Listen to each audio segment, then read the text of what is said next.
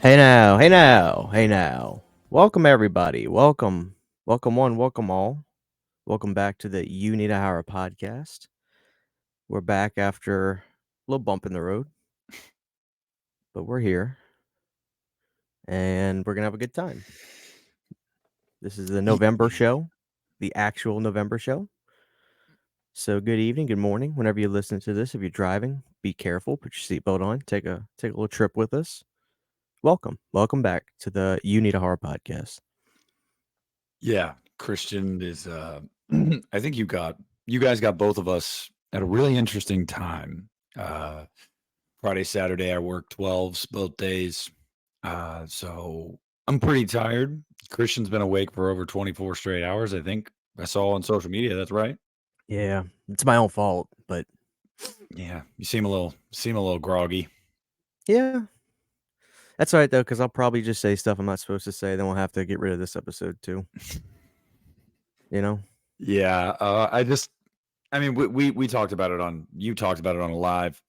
We talked about it on social media. So we're not really going to get into that, guys. But to some of you guys that were like, I thought I saw an episode and now it's gone. Yes, that did happen. We did remove said episode. To all of you that were asking me, hey, well, if you guys edit it down, will you re upload it? Well, you see, in my, I'm not tech savvy. And what I was trying to edit out, I actually made that clip the entire episode. So no, that will never be re-uploaded again. That's not the only reason, but yes, yeah, man, we're here. What's been going on over in the land of Christian? um, just the normal, dude. It's like sometimes I forget. It's crazy how fast time goes by. Uh, you just when you're doing your thing every day, sometimes you forget you're alive. I know that sounds weird, but that's how I feel sometimes. Like sometimes I'll catch myself. My life is my life is pretty routine. You know, it's either it's work, record videos, run, eat, that sort of thing, and sometimes it's funny, like, I'll have moments where I feel this is where I feel like life is a simulation sometimes, like, I'll have moments where all of a sudden, I almost feel like a switch goes off and I realize I'm alive. I had one of those moments yesterday. I was just at work and all of a sudden, I swear to God, it's like a light switch gets turned on, I'm like, "Holy shit," like, I've been getting like that a lot. Which I don't think is a good thing, because this means I'm not living in the moment, but I need to be living in the moment more. I try to take risks in my life and try to stop myself and say, "Let me do something different today." But sometimes it's tough because you get so used to what you do that, I don't know, maybe it's our own simulation we put ourselves in. It's not really life itself or an actual simulation, but it's just a simulation we put ourselves in. But that's what my last month or so has been like. That's what it's felt like, you know? Yeah, yeah. It's funny. Similar but unrelated note. Uh, Tonight I was driving home from work, and you ever look at something and you're just like, "How's that real? Like, how is that real?" Um, so I was driving home and I was looking at the moon, Mhm. and my son said something about it, and like what kind of moon it was because he's big into like the moon phases right now. And I was like, "Yeah, yeah," and I'm like looking at it for a second. I'm like, "How is that real? Like, like how is that real?" Like, I'm not trying to get all like Truman Show, but like, how's that real? Like, you just look at it and you're like, is that real? And like, I'm not a conspiracy theorist at all, but like, sometimes you do have those moments where you're like, damn, that's wild. I think about that too. I forgot what I was listening to, but it's something it might have been a Joe Rogan episode or something, but somebody who actually went to space said something and has not gotten out of my head. First of all, the idea of being in space probably be the scariest thing in the world to me, Mhm.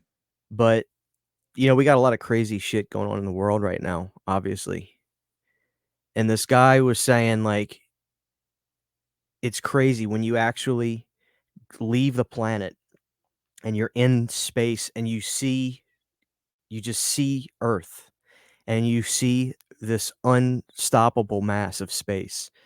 He's like, "Y once you leave that, you will just, like, be in shock of the problems that we go through in life, and the wars, and the death, and the stuff when you realize, what are we fighting about? We are a speck of nothing in this mass of unknown, and we're fighting, and we're killing each other, and we're this and that." And I was thinking about that, and dude, I don't know, like,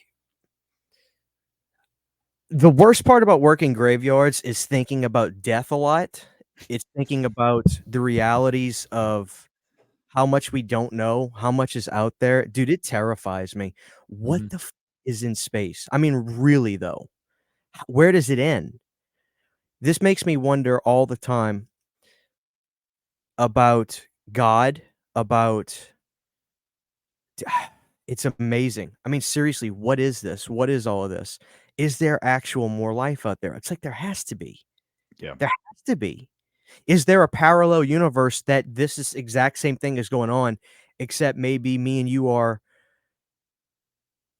women? Or, like, is there some kind of weird parallel universe that's slightly off cued where we have different names, we look a little bit different, or our lives are the same, Nicole and Christina. Yeah. or if we're me and your lives are flipped, like, you know what I'm saying? Like, Yep. I just don't know, dude. It freaks me out. It freaks me out because what if something happens and Earth just gets out of orbit for, like, a second or something, or the Earth stops for something to cause the Earth I heard that if the Earth stopped spinning for even a millisecond, we would all just die because the Earth moves so fast. I forgot how many miles per hour the Earth is spinning, but it's so fast that if it stopped for a second, it would be like we'd all be in, like, that submarine. Our bodies Mm. would like, I don't we would all just die. Yeah. That shit terrifies me. See, that's the problem of working graveyards, like, nobody's awake, it's just me at my workstation, and I think about the most terrifying shit all night. Well, everybody listening right now, you can bear witness to this. I don't work graveyards, but I'm always up super late. And Christian knows that. Like even though I work mornings, I'm always up Yeah. very late. So he can text me with some of these existential crises and be like, yo, I'm thinking about this shit right now. What are your thoughts on this? Because I have the same thoughts late at night. And it's wild. And you know what's funny is you're talking about we're like this tiny speck of nothing Right. in all of this, and that's very true. And the most wild thing that just a couple weeks ago really hit me that I've just really been struggling with has been like one day this Earth is going to die. Like whether it's solar flares, sucked into a black hole, whatever, but like this planet will die. The human race will die. And not just that, this galaxy, this solar system, every other solar system, every other galaxy eventually will all die. It'll all it'll implode, whatever it is. And basically, all physical matter at some point will cease to exist temporarily. Everything in the universe, it will eventually collapse on itself and it will basically mean another big bang has to happen to then restart everything. So New you believe in life. the Big Bang Theory? It's I believe I believe you can walk both lines. I believe you can have religious views and also believe in a lot of scientific fact because scientific fact is fact. I believe in the Big Bang theory because really in the Bible, it only really talks about how, God really created Earth and this solar system and people have stretched it out and misinterpreted it over the years, but just like other intelligent life, I don't think that means that, God's not real. I think that the Bible was just talking about how God created us and like in his image, but that doesn't mean he didn't create other shit or other things didn't create other shit. So I think you can walk both lines, but whether I believe in the actual like Big Bang theory, because it hasn't been proven, it is still just one of a few theories. I don't know, but I do know that something like that probably did happen. But I also know that Something like that is going to happen again eventually because what is that? I don't know what law it is. I think it's Newton. It says matter cannot be created or energy cannot be created nor destroyed. So if at one point it is an inevitability, scientists will tell you that the entire universe will eventually collapse on itself and will cease to exist. Everything. Well, that can't hold, right? Because it can't just totally be gone. So then another event is going to have to happen to shit out a bunch of solar systems again and a bunch of galaxies again and restart an entirely new billions of years cycle. And the human race will be gone. The human race will be completely extinct. Any other race that's out there in the universe right now will be extinct too. And it's just like restarting time. And that is so wild. Like you're going to get buried one day. I'm going to get buried one day or cremated, whatever it is. I still haven't decided on that because that freaks me out too. But whatever that is, and your loved ones and everything, eventually none of it will be here anymore because this earth is going to literally fucking explode one day. And I r I really think it's gonna be us that do it. Papa Roach wrote a song, I forget the name of it, but it was in Tony Hawk's Pro Skater 2, and they were spitting facts in this game. I forget the name of the song. It was that one that goes dun dun dana dana na dun dun dana na dun dun dun dun. My band used to cover it. "It's in our nature to destroy ourselves. It's in our nature to kill." I think it's true. I think we're gonna end in nuclear warfare. I mean, I need to see Oppenheimer as soon as it comes out on 4K. I can't wait to watch it. it's called Blood Brothers. Blood Brothers. It's such a good Mhm. song. Dun dun dana dana na dun dun dana da dun. I Yep. think I think we're gonna kill ourselves. Oh, Christian, I got into an argument with an associate of mine a couple weeks ago at work about that. And he was like, he said he doesn't believe that, nuclear warfare will ever happen. And I said, yeah, it absolutely will, like 100%. And he's like, no, because, you know, everyone's going to know the cost of that. And I don't think anyone's going to be like, okay, if I launch this nuke, then I'm going to get nuked. So it's like, the chain reaction you're starting. And I said, yeah, do you trust somebody like Kim Jong Un, Vladimir Putin? He's like, no. I'm like, a guy like that would do it. And all it takes is one world leader to do it. That's it. It just takes one to be like, you know what? Screw you. And as soon as they do, game on, baby. Nukes flying Yeah. everywhere. Well, it's like a big chess game now, and we're at a point to where every country probably has to have, or at least a lot of the big countries have to have them. And there's a term for it, but the term is America has some of the strongest nukes as a tactic to not want anybody else to use them. I forget the name. It's a war tactic. I forget the name of it. I was listening to somebody talk about this, but that's the only position we're in now because they exist. Mhm. But I You're don't gonna know, love dude. you're gonna love Oppenheimer. I mean, I tell you, that movie blew me away. Yeah. Well, I really like that actor, and I like the director, the human being, a lot. He's so genuine, and he's so pro physical media, which is, so cool of him. Nolan, right? Nolan, Mhm. not Christopher Nolan. Nolan Ryan, the baseball player. Christopher Nolan, yeah. So I'm very excited to see that. But, I don't know, And dude, that like, it's I was going back to that movie when I was arguing with this. It was healthy debate, guys. It wasn't like a legitimate argument, but there's no like, healthy debate with Nick, people. Don't yeah. listen to him. But I kept going back to Oppenheimer, and I'm like, dude, J. Robert Oppenheimer said this decades ago. He said that he gave humanity the tools to destroy itself, Mhm, and he, like imagining what that would do to someone, like mhm. to weigh on your conscience. Like you were so smart and you figured something out, and the US military was like, we need you. Please do this for us. And you had these moral quandaries about doing it, but you did it. And then as soon as you did it, you were like, what have I done? Yeah, And then you watched every other country do the same thing. And they all started to amass all these weapons. And you're just like, and then as soon as you started to have regrets about it, the US government said, "Fuck you. We have no use for you anymore." Like, you literally won us a war, and we have no use for you anymore. It's just wild. Like, it's just it's a wild movie. It's a 3-hour movie. Um, I'm not one of those people that thinks. I mean, if a movie justifies its length, it justifies its length, and Oppenheimer does. There's a lot of character work in it. Cillian Murphy is incredible in the movie. But yeah, it's just one of those movies, man, that I walked away from it. It was so heavy. Like it was true. It's truly heavy shit. Yeah. And like, I hope when you watch it, you have the exact same experience. Like, pay attention to it. Like, really pay attention. And because they marketed the fact that it was an IMAX so much, there's only a couple sequences that are really IMAX worthy. A lot of it is dialogue and character study and character development and historical fact. But when you're done with that movie, it blows you away. I mean, you're just kind of like, this was all real. This all actually happened. And like knowing the weight of it all, it's a powerful movie. But Yeah. yeah, I am excited to see that. It's weird because, like, what else besides Oppenheimer and Batman did he do? Interstellar, Inception. See, I Uh, didn't like Inception, and people give me shit for that. Like, I don't get it. I don't see what was so special about that movie. I I still didn't haven't think seen it.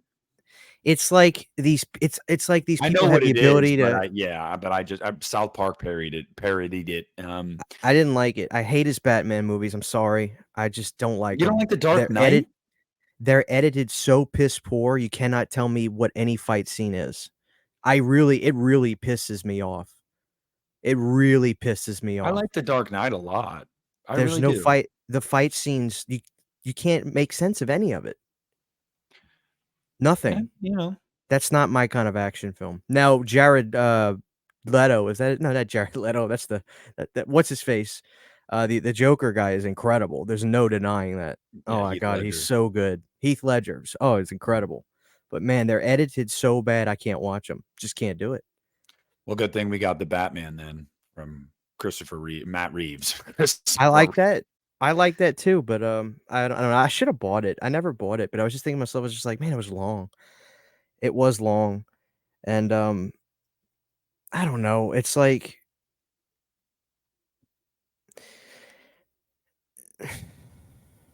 it was just long. Like, I liked it though. It's just like, I don't know. I don't know if audiences are or they want longer movies or if it's just these studios saying, "Fuck it. Let the directors make it as long as they want. Let's see if it makes a difference. If it doesn't, then oh well. Let's save time on fucking editing hours." Yeah. I don't know. I don't know. Um, which is why I was happy about Thanksgiving today. I was in and out like a fast food restaurant on that thing.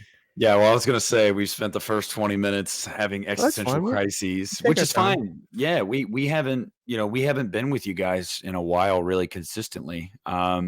Obviously, with the change of schedule and everything like that, you guys know, both of us, as the night of recording, both hit some little milestones for ourselves today. Christian reached 19,000 subs, and I reached 4,000.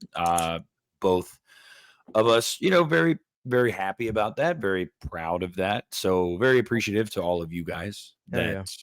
subscribe to us. Um, and to all you guys, listening right now, y'all make it worth it, or we'd just literally be talking into the ether. Um, I don't know if I'd upload videos if I genuinely didn't get any views, Christian. You know what I mean? Like, I'm not saying like just, oh, my video didn't do that well. No, like if I literally was getting no views, zero on everything, I probably would stop because then I just feel like I'm talking to myself. Yeah, but you know what was so great about when you first start? When you first start, the idea of just having a video of you on the internet, Mhm. that was a crazy feeling at the time. I mean, really crazy. Like, when you first upload your first couple videos, the rush of seeing it on a website was crazy.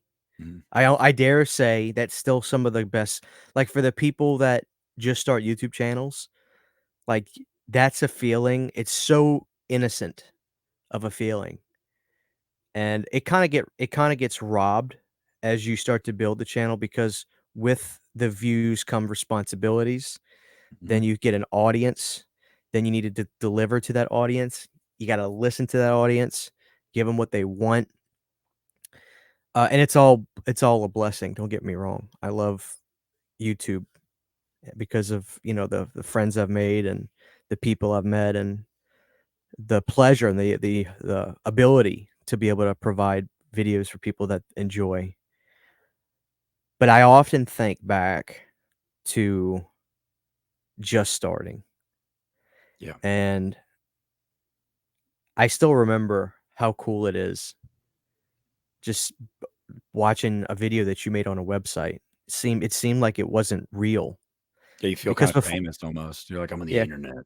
because before that you had eBaum's World, and I don't even Yes. I'm sure you could upload to eBaum's World, but it didn't even cross your mind as a kid going on eBaum's World thinking about uploaded stuff. You just figured here's this bunch of weird videos you can watch. Hell yeah. I actually don't like those things at all, man. I I got these when I saw Thanksgiving and I didn't finish them, so yeah, but no, it's tough. It's tough as you grow as growing a channel, I dare say is much harder than starting a channel, in my opinion. Like Mhm. starting a channel, it's only a mental hub, but growing a channel is tough. It's just a lot of work, and, you know, I'm very blessed and grateful to be where I'm at, but people don't see the sacrifices that you gotta make and Yeah. like, when you guys see a video from me, whether it be 6, 7, 8 minutes, like, I'll spend 4, 5 hours a night just we're editing, recording, and stuff, and believe me, I'm not complaining, I wouldn't do it, and I don't have to do it, but man, you gotta work your ass off to maintain a channel. So, it's all good, though, I'm not complaining, I'm just sharing my thoughts, I guess, you know? Yeah. Yeah, no, I mean, all of that's true, and it especially for me over the last couple months, I've, like, really made it a point to try to upload damn near every day. I don't every day, but I've been doing a lot better at it, and because of that, my live streams with Justin have kind of been slipping, and we haven't really been doing them as often because I'm just finding myself, like, work full time, toddler half the week, and then at night, recording, Recording, editing, uploading. sacrifices, Yeah. yeah, now you see, man. Yeah. That's why we couldn't do these once a week anymore. Just when you dedicate that time to it, it's takes a lot out of you, dude. Mhm. It just does, it's sacrifices. But And yeah. ultimately, it's the best for you because it's growing your channel, you know? And that's great, that's great. And I'm not taking credit for your channel growing over the last month or so, but because of our change, I've noticed that you've been, putting the hammer down a little bit more. So, I mean, Well, that's good. I October, I every October, at least since I rebranded like 2.5 years ago, I have really in that month just I miss ball to the Coasters wall. RB on 9, dude. I I miss know. it. It wasn't Coasters mar it wasn't marketable, Christian. Yeah, but it was fucking cool, dude. And my channel ended up having nothing to do with coasters. So it was just like, what the fuck? That's But what made it even cooler. It's just like, yeah, no, "What's I your channel know. name?" "Coasters RBs." Oh 09. Oh 09, mind you. Um, but yeah, no, October is always the month that it's like I'm uploading every day. Like I'm not playing many video games. I'm not watching much for fun. Like I'm watching movies in October. Not I don't know how to word that. No, I Obviously, get it. I want to watch these movies, but at the same time, you feel like you're cheating on the month of October and on your subscribers if you do not watch them and do videos about them. So it's like I just like the last October, I thought that my channel, like I had never seen a month like that. I got like 150 subs last year and it was like 25,000 watch hours, something like that. I was like, wow, that's big for me. This past October, 300 subs, 42,000 watch hours, stuff like that. And I was like, holy crap. Like I almost doubled everything that I had done from the previous October. And part of that is learning the algorithm, learning what people are clicking on, what they want to watch from you and what they don't want to watch. But at the same time, in October, I did a litany of things. I didn't just sit, okay, we're only doing Michael Myers Halloween stuff every day. No, no. I talked about Terrifier. I talked about, I did 4 different videos on 10 movies to watch in October. Like I really branched out because I wanted to bring as many people on board as I could because YouTube just helps me in October. Puts my channel out there. The algorithm. I don't get it, but like October is like, all right, here's your time, and I'm still doing well in November. I really am, and I'm happy about that. But you immediately notice. I don't know if you noticed, but like right after October ends, your uploads dip a little bit. They dip a little bit in viewership. They dip a little bit in average view duration. It's almost like people are in like they just have the kind of blues. I don't know. Well, I've got the blues, dude. Like, I have no problem admitting to you, I am so burnt out on horror movies. I I just am. I don't know if I'm alone, if anybody listening or if you feel like this. I'm just burnt. I really am. Like, I've been watching nothing but, like, comedies, action movies, and sitcoms lately. That's it. I have I no desire to watch horror movies. Now, Thanksgiving was fun, don't get me wrong. I had a great time. But I have been so fucking burnt, just spent on it. I just have. would yeah. I mean, I haven't watched since October 31st. I've watched 3 horror movies. They were all in theaters. I have not watched a horror movie at home since October ended. I just yeah, same. I've just been kind of like, okay. In October, I went hard. I mean, every night I was watching something. I was like, all right, yeah, I'm gonna take a break a little bit. But I think it's a good segue to get into what we're here to talk about tonight. Eli Roth's Thanksgiving. Christian was putting all his chips in on Eli Roth and Yeah, on Thanksgiving, and I just watched Christian's review. yeah, So I got his general thoughts. I uh-huh. debated whether or not I was going to watch it before we did this, and I was like, I'll watch it, whatever. I kind of want to gauge the temperature here. Um, but I don't know, man. And your thoughts here. How are we feeling? I enjoyed it, I did. I thought it was a fun slasher film. I did. I liked, I don't really have anything to complain about. I really like seeing Tim Dillon. I was surprised nobody I was actually more sad that nobody that saw it was, like, mentioned him. I guess he's still kind of like a cult guy, although Tim Dillon's got, like, a bunch of Netflix specials and stuff, and he's got a great podcast. But I marked out when I saw Tim Dillon in this movie because I love him so much. He's so funny. He was the security guy Mhm. that had the cat, in his little apartment. I love Tim Dillon. Oh my god. So seeing him was so great. It was my kind of movie. It's a comedy. It's a horror comedy. It was actually a lot more comedic than I kind of thought.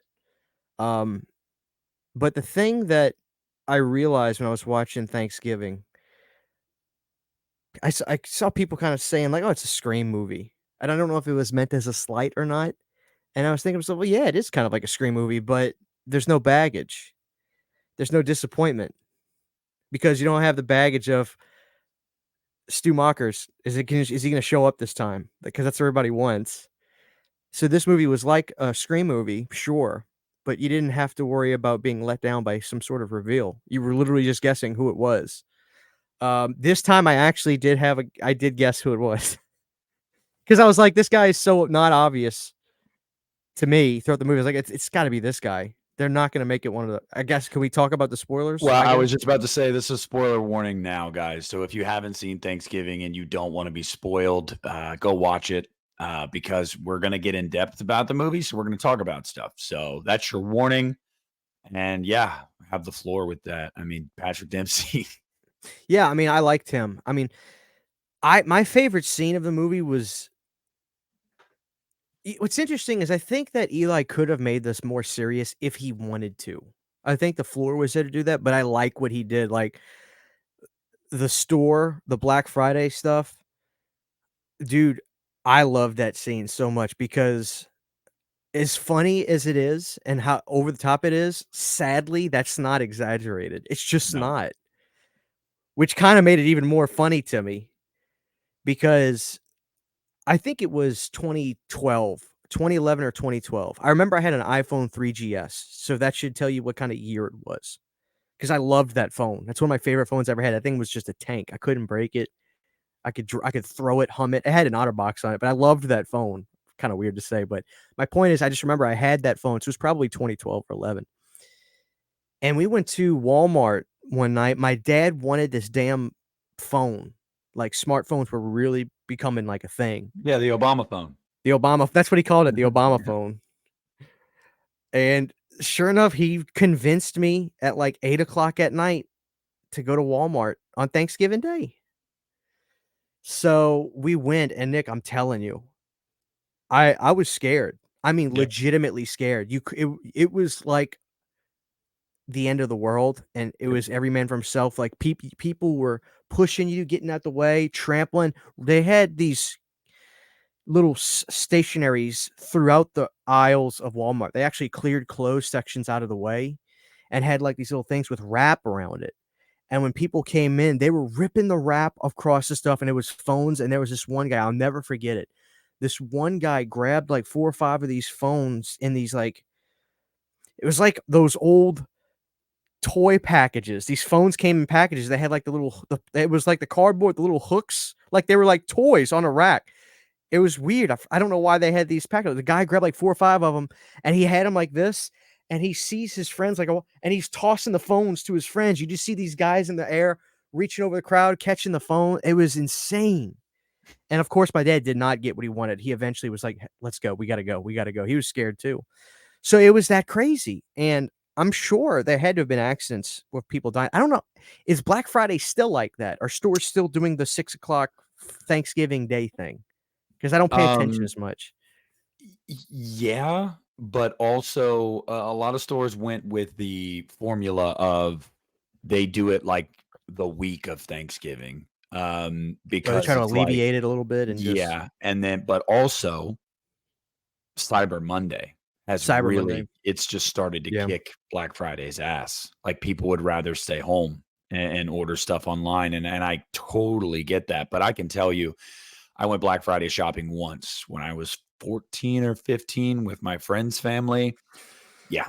No, Scary. you're not yeah, anybody that hasn't done it, you don't understand. I mean, it really is masses of people outside of buildings, like and it's not like a line, it's like a glob of people waiting for those doors to open, and Uh-huh. when they do, never forget, we waited outside Walmart, they opened the doors at midnight, and people just started Yeah. running, and, like, back to the TVs and, where the consoles were and the video games and the movies, that's where everyone was going, Yeah. and that's where we were going too. It's so I love that scene. Um, honestly, I was thinking about this. I woke up about an hour ago just sitting there and collecting myself, and, you know, it probably is my favorite horror film of the year, to be honest with you. I think I even said, I was like, "Look, this movie is what it is. It's a slasher film, no more, no less." So I don't know if I gave it a rating, I can't remember, but the rating is really kinda irrelevant to me. It really is. The rating of the film is really kind of irrelevant in this situation to me. I just had fun, dude, and honestly, it to get something like that, that I know will probably be a cult classic, and people it's now, "Hey, what Thanksgiving horror movie you watching next year?" You gonna have you got one answer, Thanksgiving.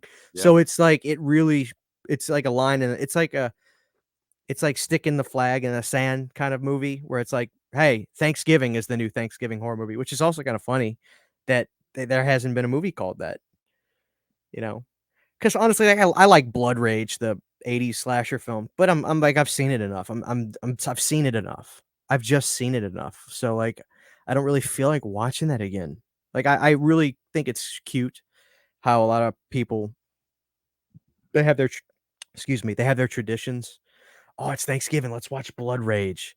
Oh, Halloween, let's watch all the Michael Myers." Like, I get all that, and then, "Oh, it's Chris, let's watch Silent Night, Deadly Night." God, I've done it for years. I've done it for years. I mean, and no offense to, like, Silent Night, but it's not like Christmas Vacation. Like, I'll watch No. that every year, like, Christmas Vacation, you're not an American if you don't watch it. You know what's funny, Nick? Like, really quick, let me segue. What's so special about A Christmas Story? Like, honestly, why do Nothing. people love that movie so much? What am You I like it, but it's like, dude, they Christian, this play is it. perfect because I listened to the podcast version of this the local Pittsburgh radio show every day during the week because Uh-huh. they're talking about the Steelers. And this week, during one of their segments about the Steelers, one of the hosts was like, they were talking about Christmas movies, and he was like, Elf trash. And then everyone they started ganging up on him. They're like, "Oh no, Elf is great. Elf is great." And he's like, oh, "My favorite one's A Christmas Story." And they went in. They were like, "What is it about that movie?" Yeah, Boo. like why do Boo. people like that movie? And I'm sitting there going, "Yes, dude. I don't like it." Yeah, okay. I don't It's think just it's all right. trash, but yeah, it's It just so bland. Like, I think it forced its way into pop culture because one year we were at Sydney's parents' house for Christmas Day, and I'm not kidding, Nick. One channel, literally, I this was they like, play it all. They play it all day. Yep. yeah, Yep. they Mhm. forced its way. It's forced its Yep. way into pop culture. And It's it's also forced its some of way. the identifiable stuff in it is the reason why it has, like, the tongue The to lamp leg, the yeah, and the lamp leg, the tongue getting stuck to the pole, and then you'll shoot your eye out, like, those became, like, things in pop culture, but that movie, man, you watch it, and I walk away from it every time, and I'm like, "I do not understand no, why dude. people love this movie." You know what? You know what needs to become more popular. I mean, it's popular. Don't get me wrong, but fucking Bad Santa. Oh, yeah. You remember when you remember when he's you remember when he's at the, food court, he's eating salad, and the woman comes up, "Look, Johnny, it's Santa." "I'm on my fucking break, lady." And he's got salad. Yes. He was so irate. What's messed up, though, is Bad Santa, man, that ending always made me really It's a sad. tearjerker. Yeah, it always made me really sad. But, yeah, we're not gonna get off the we'll do a Christmas episode next month, guys, all right? You'll Thurman get all of Merman. this. But I do yeah, no, I agree with the Thanksgiving, like, being that staple. And I'm here for it. I'm excited for that. I think that my only wonder, though, Christian, is should they have released it, like, a week earlier?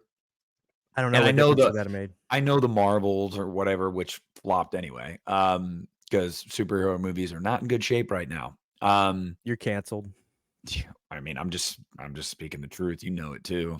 So, yeah, but I I need hear I need you. to yeah, sorry, I could go off on another tangent. I know. People are burnt out on it, guys. We don't need these superhero movies every 3 months. But the reason I ask is simply just because you get this weekend and then Thursday up until Thursday, and then it's Christmas season. Right. And I just feel like it's gonna have a week in theaters where people go see it, and then like Well, no I think this movie was you could probably tell me. I don't think that this movie cost a ton. 15,000,000, Okay, that's and more than I it's thought. looking like it's going to open in the United States, between 10 to 12,000,000 for opening weekend. Now, guys, listen, it only opened in 3,200 theaters, so it's not a limited release. That's not limited, but right now, bigger movies are opening anywhere from 4,000 to 4,400 theaters in the US. So it's got about 1,000 less theaters than most like big releases do when they release. Also, it's a R-rated slasher movie called Thanksgiving. So this is a win. The opening weekend is absolutely it can't be spun any other way. And the trades are saying that too. Like, hey, Yeah. this is a good result. The question is, how does this do overseas? Because this is an American holiday. Yeah, because 'cause isn't Thanksgiving in, like, October in Canada? Yeah, something like that. And then there's a bunch of countries that don't even recognize anything like Thanksgiving. So do they I name it something else in those territories? I don't know. You know what? That's a good question. I don't know what kind of following Eli Roth has overseas. I'd imagine in, like, Germany and other countries like that, probably has a strong presence. Wasn't that where Hostel movies took Yeah, place? Europe. I was that's what I was gonna say. Europe, maybe. I mean, I just think that you're gonna see this movie. It's gonna make its money back and then some. Like it will be profitable, and it'll be a win Uh-huh. for Sony. And I have to give a shout out to Sony, to TriStar, to everybody involved, Spyglass, because you know this too. They marketed the fuck out of this movie, and I loved to see it. You saw it on social media. You would see the trailers in every theater that when you went to see a movie, they really marketed this movie. Yeah. I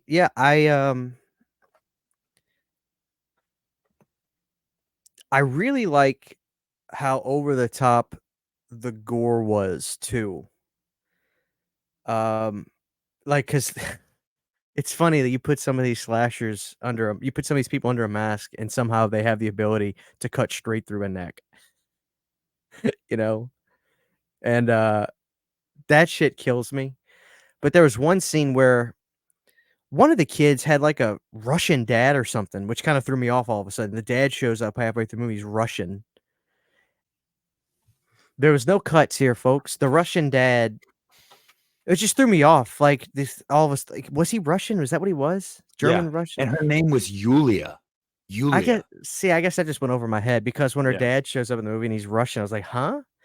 Um, you know what's funny? Okay, so the lead actress in the film, what was her is that a famous is she a singer or something, or, like, what's her thing? No, no, the lead actress is not. It was the friend, Gabby, that, the one that was at the table with him that got gagged and her boyfriend got his head smashed in. She's the one, Addison Rae. She's the really popular TikToker. She also is a singer. Yeah, but the main actress, I think this was like her debut, really.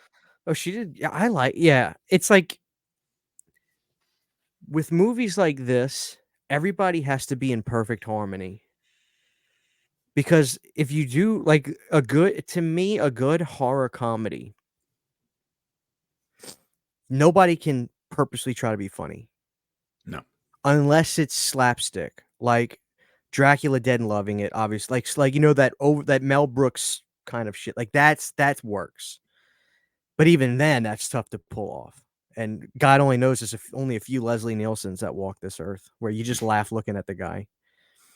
But, yeah, everybody has to be in perfect harmony, and I feel like people are way too hard on horror comedies because they're so tough to pull off. I really do, I think people are really they're really hard on them.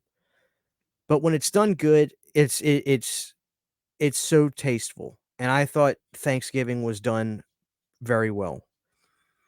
And when you get comedians in the mix in a little bit, I thought Tim Dillon, again, I hate to bring him up again, I'm just a big fan. I thought he was used so well. When he I think when he was a security guard up in the front, people I thought what he said, he was like, "Jesus Christ, you guys are gonna get your damn waffle iron." And I'm Yeah. thinking to myself, Yeah. like, that's just funny because well, here's my one question, why didn't the killer use a waffle iron as a weapon throughout the movie? Because that would have been poetic, right? Because all of this shit was apparently over waffle irons, and people Yeah. were going nut like, I wish he would have used the come on, Eli. But anyway, no, I thought I really it's just like, I really liked it. I had a lot of fun with it. Um, I have a bad feeling, though, just for the physical media fans out there, I have a bad feeling because this is a modest movie, they may not do any kind of cool 4K release, which, you know what? Not Yes. everything needs to be 4K, I get that, but, um, I don't It's know. Sony, though. I mean, it is Sony. Yeah, yeah. I don't know, it's just look, I like I said, I think the rating on this is kind of irrelevant because it's just a fun slasher film. I had a great time. It was quick. It was exactly what the doctor ordered, and, you know, the look of the killer, I guess, was kinda cool. I don't know what else you really could have done.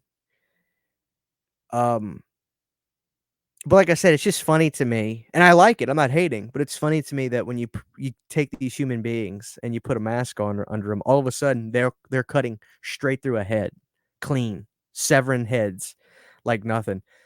There was that one shot where the girl that was working at the diner, which I love any movie that has, like, diner scenes in it wins me over. Oh, yeah. I love Same. diner aesthetic, you know what I mean? I wish I had, Yeah. like especially, like, Psycho 3, 2, and 3, that bullet train diner. They Yeah. literally look like tr pe to like, it looks like a section of a Mhm. train or like Mhm. a big Airstream diner. Is that Yep. what they're Yep. called? Yeah. I love that stuff. You win me over with that. But anyway, the waitress, she gets pushed onto the freezer door, her skin like, stuff like that, I love that. That was a good s the thing about the suspense in this movie too, it was like it was fun suspense. It wasn't like heart beating out of your chest like, oh my god." It was just fun because it's like, "He's coming. Where's he at? Where's he at?" So, that was just so refreshing to me. It really was. I feel like that type of movie, theatrically wise, is dead. Like, I don't feel like you see movies like that. I don't really like, I see the similarities with Scream, but I also don't. I feel like Thanksgiving was a lot more, I hate to say the word authentic, but I just feel like it was much more of a real authentic type of old school slasher film, which I And don't not just make. not just that, man, but let's be honest, we're probably gonna piss somebody off with this, but screenplays are a little too safe nowadays. Oh, I Whereas agree, this movie didn't. I mean, you're talking about the diner scene. I don't even know the physics of how that woman got cut in half because but it it was was just the lid of a dumpster, but it was awesome. that's what I'm saying, like, they get superpowers. Yes, like, it was awesome. Like, and to your point about these kind of movies and how, it's almost, like, dead nowadays, like a dead art.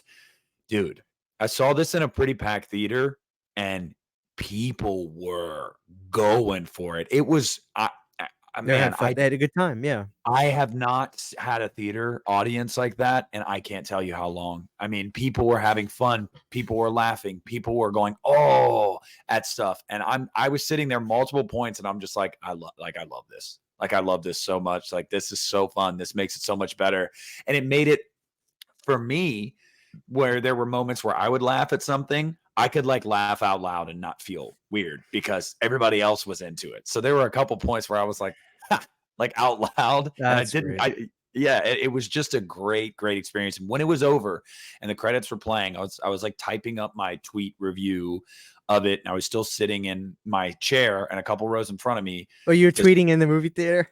when it ends. Yeah, I usually send out my quick review of a movie before I even get to my car, and That's good, like, you're not texting while you're at. yeah, yeah, and so I'm sitting there typing it, and a couple rows in front of me, this middle-aged lady, and I think, her husband or whatever, they get up, and they had 2 friends with them, I think, and she said out loud, "It's one of the best movies we've seen in a while." And I was just like, "That's so awesome." Like, that's so awesome because, like, and I said in my review, I love a movie like Thanksgiving because it is not controversial at all.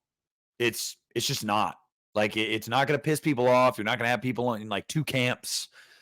It is literally just either, "Yeah, it's fine, whatever, not really my thing," or you had a blast with it. But no one's gonna be like, "You're so dumb for liking this." Like, no, it's just not gonna piss anybody off. I love movies like that. I really do. So, but you said you saw Dempsey coming. Look, when they announced that Dempsey was in the I movie. didn't see it coming, I guessed it right is what I said.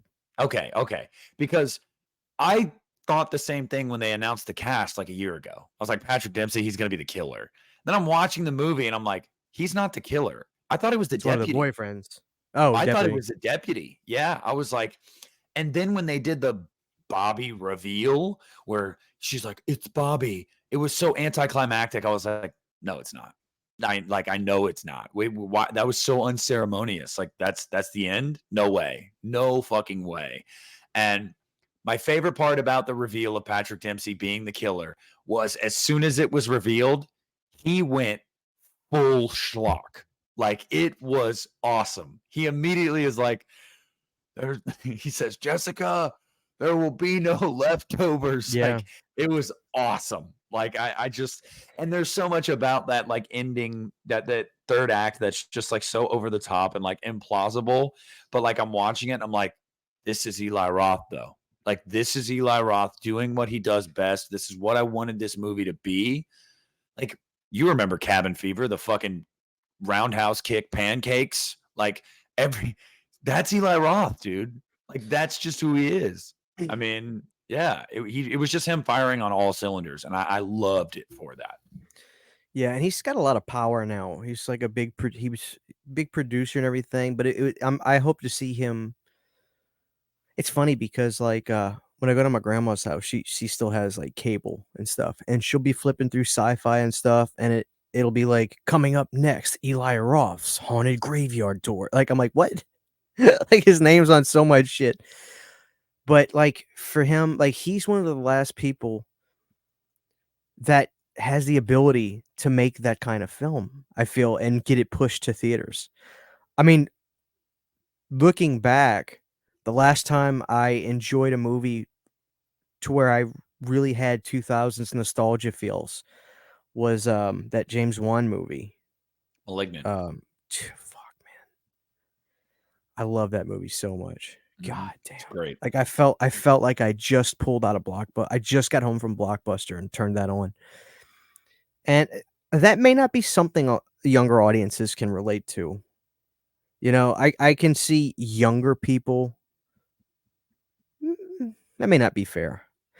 But maybe maybe I could be correct in some instances. I could see some younger audiences not getting that kind of getting that kind of emotion from a movie like this, 'cause these movies I think when we paused for a second, I was looking at my comments, somebody said that was like, "Oh, it's kind of like the My Bloody Valentine remake." I guess so. Like, that kind of that fun factor that it had, Mhm. and it, I don't know, dude, like, I want more movies like that, but then again, if we get more and more, I wonder if it would stop being special. But I don't know, it probably was my favorite movie of the year, dude. Like, it may not be the highest rated movie of the year for me, but like I said, sometimes, like, ratings just not everything to me. I just think, like, if of all the movies I've seen this year, I'd go watch that again tomorrow because I really don't think the reveal affects No. the viewing experience that much at all, Doesn't make or break the movie. I really don't think it does. What you made know? this movie was how fun it was. Like how nasty some of the kills were, how just like over the top. Another thing I love about that, Christian, is that with the style of movie this movie is, the actors were still giving, like, this wasn't like B-level acting and story, like, no.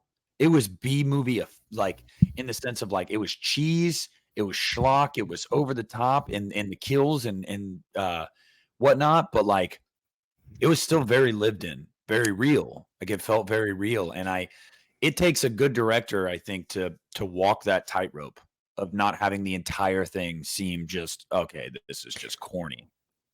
Exactly, that's why I say I think people are way too hard on horror comedies. It's so hard to pull off. And specifically Eli Roth. I know a lot of people do not like him.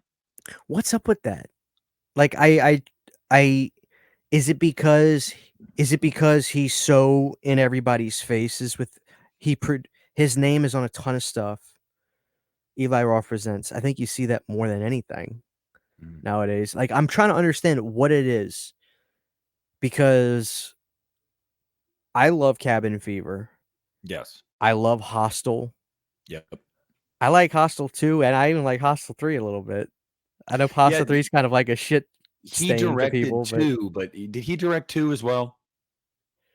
I don't know. I was just saying that I like them, but he might have directed 2. Let's see.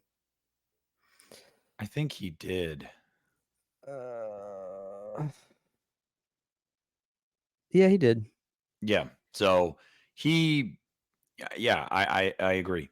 Hostel Part 2, Cabin Fever, all bangers. Well, the funny thing is and then you got Knock Knock, which I think is a Knock Knock is crazy. I've never seen it. Oh, I it's Keanu Reeves too. It's really something else. He Um, directed Green Inferno as well, right? yeah, which is basically a remake of Cannibal Holocaust. So, but you didn't know that? No, I knew that. Christian, Huh.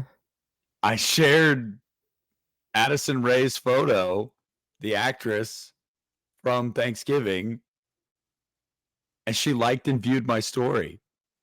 Hell yeah. That's what she has 36 million followers. Hell yeah. Sorry, that's just Damn, wild to me. 36,000,000?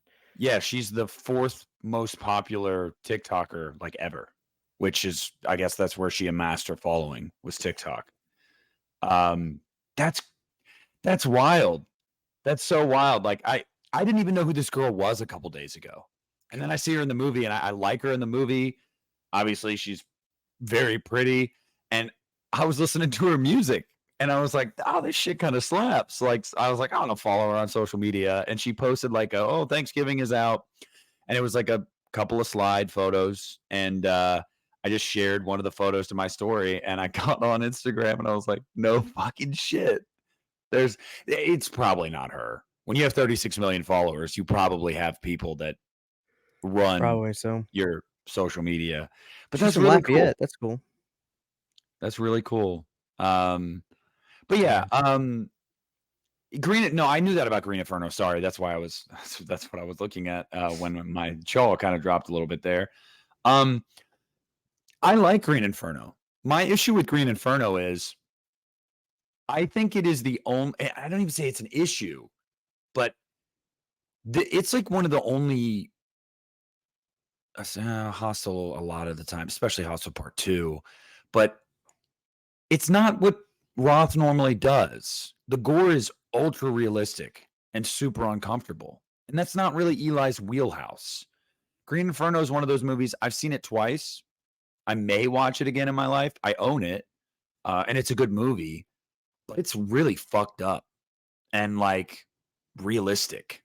And it's just kind of those are uncomfortable watches where it's like this guy actually looks like he's getting his eyeballs and his tongue ripped out. Like this Mhm. is I don't know. I don't know. Like it's not comical gore. Whereas you look at a lot of his movies and it is kind of comically done. Like this one. So I don't know.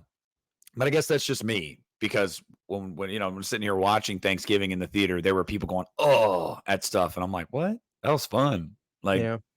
it's kind of like Terrifier, man. You hearing all the stuff of people like running out of the theater and throwing up. I'm like, "What?" There's not a single kill in those movies that I'm like, "Oh my god, gross." Because The it's yeah. the only one that really got me was him pouring the salt on the girl. Yeah. And then in the And first one, the Saw, that one is kind of fucked up. it's fu I've never poured salt in a wound before, I but, have. It fucking like, hurts. I just yeah, I imagine.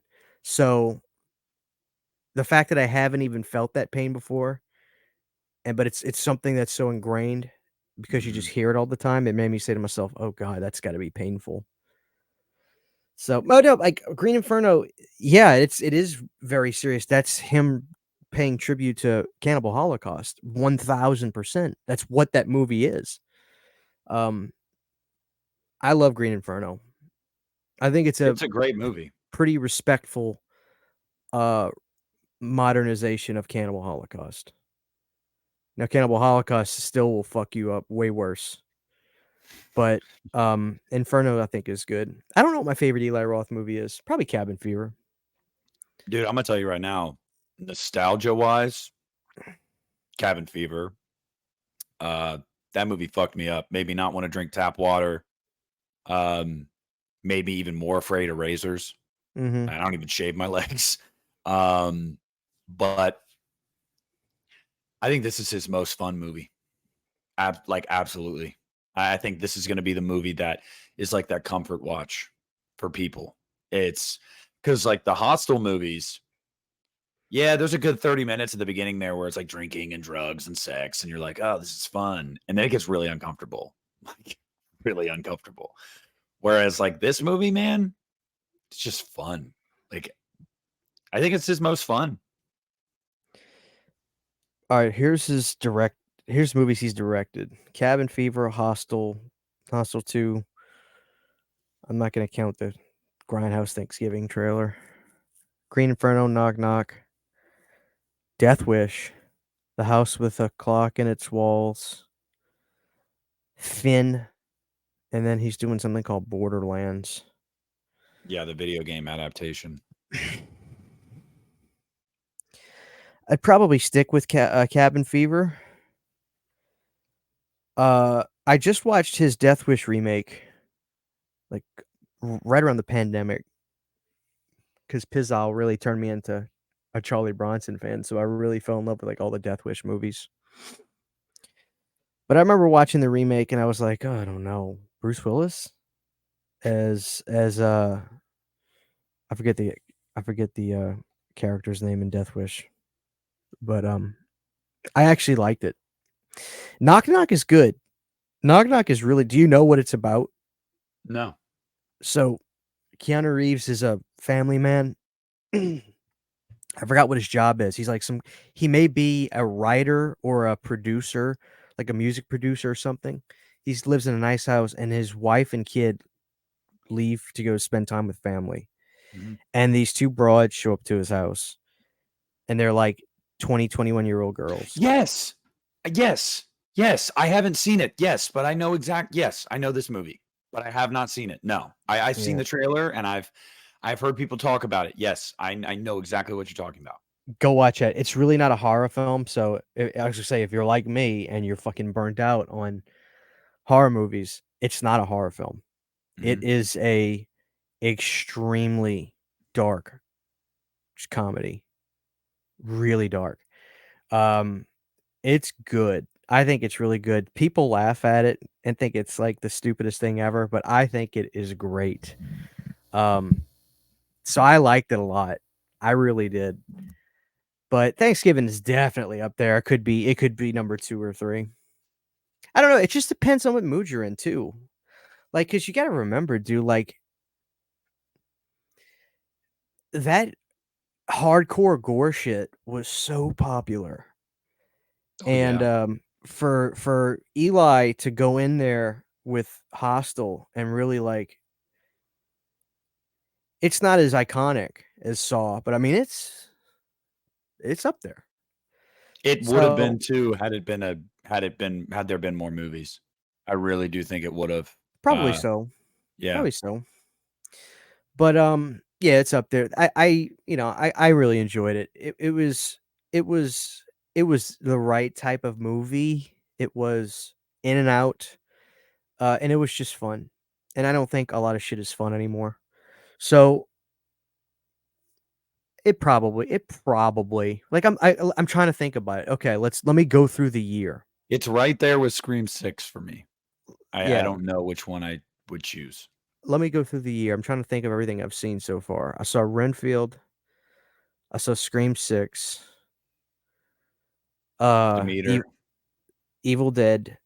I'm trying to go in order. I'm just trying to Okay. remember. Evil Okay. Dead, uh, yeah, Demeter, Talk to Me, Talk to Me. Um, I can't remember what else I did. That may be all I've seen. It really wasn't. It's not been my favorite year for horror movies, to be honest with you. Yeah. Like, Talk to Me, I bought it. Me and Sydney watched it. I thought Sydney was gonna love it. I really did. She didn't like it that much. She was just like, eh. She's like, it's pretty good, but I just feel like it was a movie I've seen before Yep. with, like, a different seasoning added to it, Mhm. and I was like, "Yeah, I kinda get you," you know? Renfield, I loved, but that was a full-fledged comedy, horror comedy, but I haven't been wanting to revisit that so much. Demeter, I adored, but it's very serious, it's very different. Evil Dead Rise, it's like, I still like it. I do. But Thanksgiving, it's just like, dude, it's just a cupcake. That's it. It's not a cupcake with Scream, it's like Scream is a cupcake with something else you don't want. Like, Mhm. it's baggage to me. Like, you know, people will be upset when Stu Macher's not in Scream 7. Yeah, and he won't be. I know he won't be. As much as I want him to be, he won't be. So, that's what I'm getting at. It's just like Scream movies, they have baggage now because the fans wanna see Stu Macher. Oh, and I saw Five Nights at Freddy's, and I saw Hell House is 3. Holy fuck, dude, I haven't that seen it yet, but you liked it. A lot of oh my people god. liked it. Sydney, who doesn't she literally Sydney could stare the devil in the face and not give a fuck. That's just how she doesn't get she even said, she was like, "Fuck." Some of those she's like, this is not gonna spoil anything, but she's like, "Christian, some of these shots in this movie with those fucking clowns." It's like the It's a clowns were prequel, right? it's a prequel, but you don't need to s I don't you saw 2 and 3. I remember you told me you Yeah, I saw saw 2 and all 3, 3 of them. which 2 and 3, they're fine. Like, they tell a story which is unique, Yeah, but this beginning, one middle, and an end. I Yeah. gotta stop, I gotta stop. I'm sorry, I can't believe I forgot. I Thanks. have I have Shudder, I just need to watch it. You I need to really watch dude, listen Christian, to the me. problem was it came out on the 30th of October, I and know, I was like, "I gotta watch Halloween, I gotta do this," and then Halloween was over, and I haven't wanted to watch horror movies. I know. I watched it on Halloween night, and, oh, man, dude, my heart was beating, but you have to set yourself up right for it. You have to turn out the lights. Take this thing, toss it, get under a blanket, turn that motherfucker up. These clowns, dude, it's like that is my favorite movie of the year, and I know that Shudder will probably I hope Shudder does a box set on Blu-ray for all the because Hell House has a DVD. I don't even know if 2 and 3 have releases. They may. I'm not sure, but Hell House Origins is that's my favorite. That's my favorite. Of all 4? Uh, it's as good as the first one, but it's my favorite horror movie of the year. Okay. Then I'd go Thanksgiving. Sorry, Eli. I love you, buddy. But Hell House LLC creep me the fuck out, dude. Always welcome to come on the show, Eli. Oh man, are you kidding me? I'd love to talk to Eli. Eli, he is such a historian, and his knowledge in Italian cinema is incredible. He did Charlie Band's podcast, which I'm so sad because Charlie, ever since the end of last year, he just hasn't done any. Which I know he's busy, but he had everybody on. He had Eli, Rob Zombie, and his episode with Eli was so good because Eli it's so funny to me how and here I go, Imma bring up Rob Zombie yet again. It's so funny to me how horror fans will shit on their own. They will. Mhm. They will shit on Eli, who's a clear horror fanatic, historian, and they'll shit on Rob. Rob will put every horror legend who's completely out of the limelight in movies into the theater. Like, Dee Wallace is always gonna be an icon, but let's be honest, Dee Wallace is just not in the movie theater all the time. He puts Ken Faree back into the cinemas in front of people. He puts fucking Bill Moseley back into the pop culture. Like, he does all these things. It's not good enough. Eli Roth is a clear horror fanatic. People love Eli Roth loves horror. He's a joke to people. I don't get it. I don't get it. I I don't never will either. get it. I don't understand. Maybe there's somebody listening that can comment down below that isn't a big fan that can try to articulate to us what it is about him as a filmmaker. I'm not personal feelings aside. I mean, I don't know much about the guy personally, so I can't speak to that. But there's a group of people that just think he's a shitty filmmaker, Like, and it's a I don't joke. get it. Like, Yeah. we used to joke on Region Free a few years ago, which it was very, very lighthearted, but it was like, "Oh, the master of horror, Eli Roth." And then, like, I was in on the joke, but I remember, like, eventually I was like, "You know what, though? Like, I like Eli's stuff." Like, I genuinely do. Like, dude, Cabin Fever was one of, like my senior year of high school was, like that was one of the first movies I rented, and Mhm. I didn't know it was Eli, it was just Cabin Fever. Hey, tell me, did you watch Boy Meets World when you were a kid? No. No, because I wanna say one of the actors from Boy Meets World is in Cabin Fever. It's been a while since I've seen it. Maybe I'm off on that, but I'm pretty sure. But I don't know, it's like I like Eli, and he's such a sweetheart, and he's so kind, he's so nice, and he's so knowledgeable. I don't know, maybe that shouldn't matter to people, but I don't know why it matters to me so much, but it does. It matters to me that I like him as a person. No, it That's should matter to you. We're the same way about Rob Zombie. It genuinely bothers us, and it should bother us because it's like, well, why? it's sad. It's sad. It's like I felt so bad for him with the release of the Munsters because when you look back on that, dude, it was insane. It was a And passion project too, that's why I felt so bad for him, he loves that. I and mean, it yeah. well, the rumors that it's so sad that he actually had to address bullshit. It's so Yeah. funny, Nick, because it's so funny to me because horror is no different than wrestling. You've got a bunch they call in wrestling, there's a term called dirt sheets. Now what that is literal fans who somehow make wrestling fans think that they know shit. And they listen to the bullshit that they write and put out on the internet, like CM Punk is gonna be at WWE Survivors, and then it never happens. And then they say, I never said he was going to be on the show, but he was backstage, and you can never verify this stuff. That's what these idiots do, and they manipulate people into paying for their shows and getting their magazines of bullshit information. The same stuff happens in horror. You see it all the time. Now, there's obviously people that are reputable. You know, Mhm. you've got your iHorror News, Bloody Disgust. Like, there's reputable people, but there's so much bullshit that gets spewed out there. There was a rumor that this movie, that Monsters cost like 55 million bucks, and it was so sad that it got so much traction, and people believed it so much that Rob had to address it. It got to a point to where he actually had to say, "Where the fuck are y'all getting this from?" Like, this Mhm. movie was like, I don't he's like, "I don't even think all my movies combined cost that." 55 million bucks? Like, what are you fucking people talking about? So it's sad that it gets to that point with him. I don't know. And maybe it's sad that I get upset about it to people, but you know what? I No, don't know. You're listening to the no, show, and that's what I'm saying. So, no, it's not. You like the guy personally.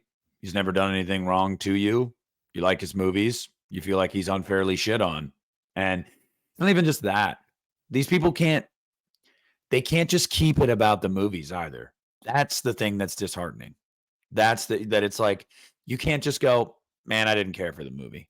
You got to attack the dude as a person. It's like that's some weak shit. Like that's weak. Like just and you wouldn't say it to him. I can tell you that. You wouldn't say it to him.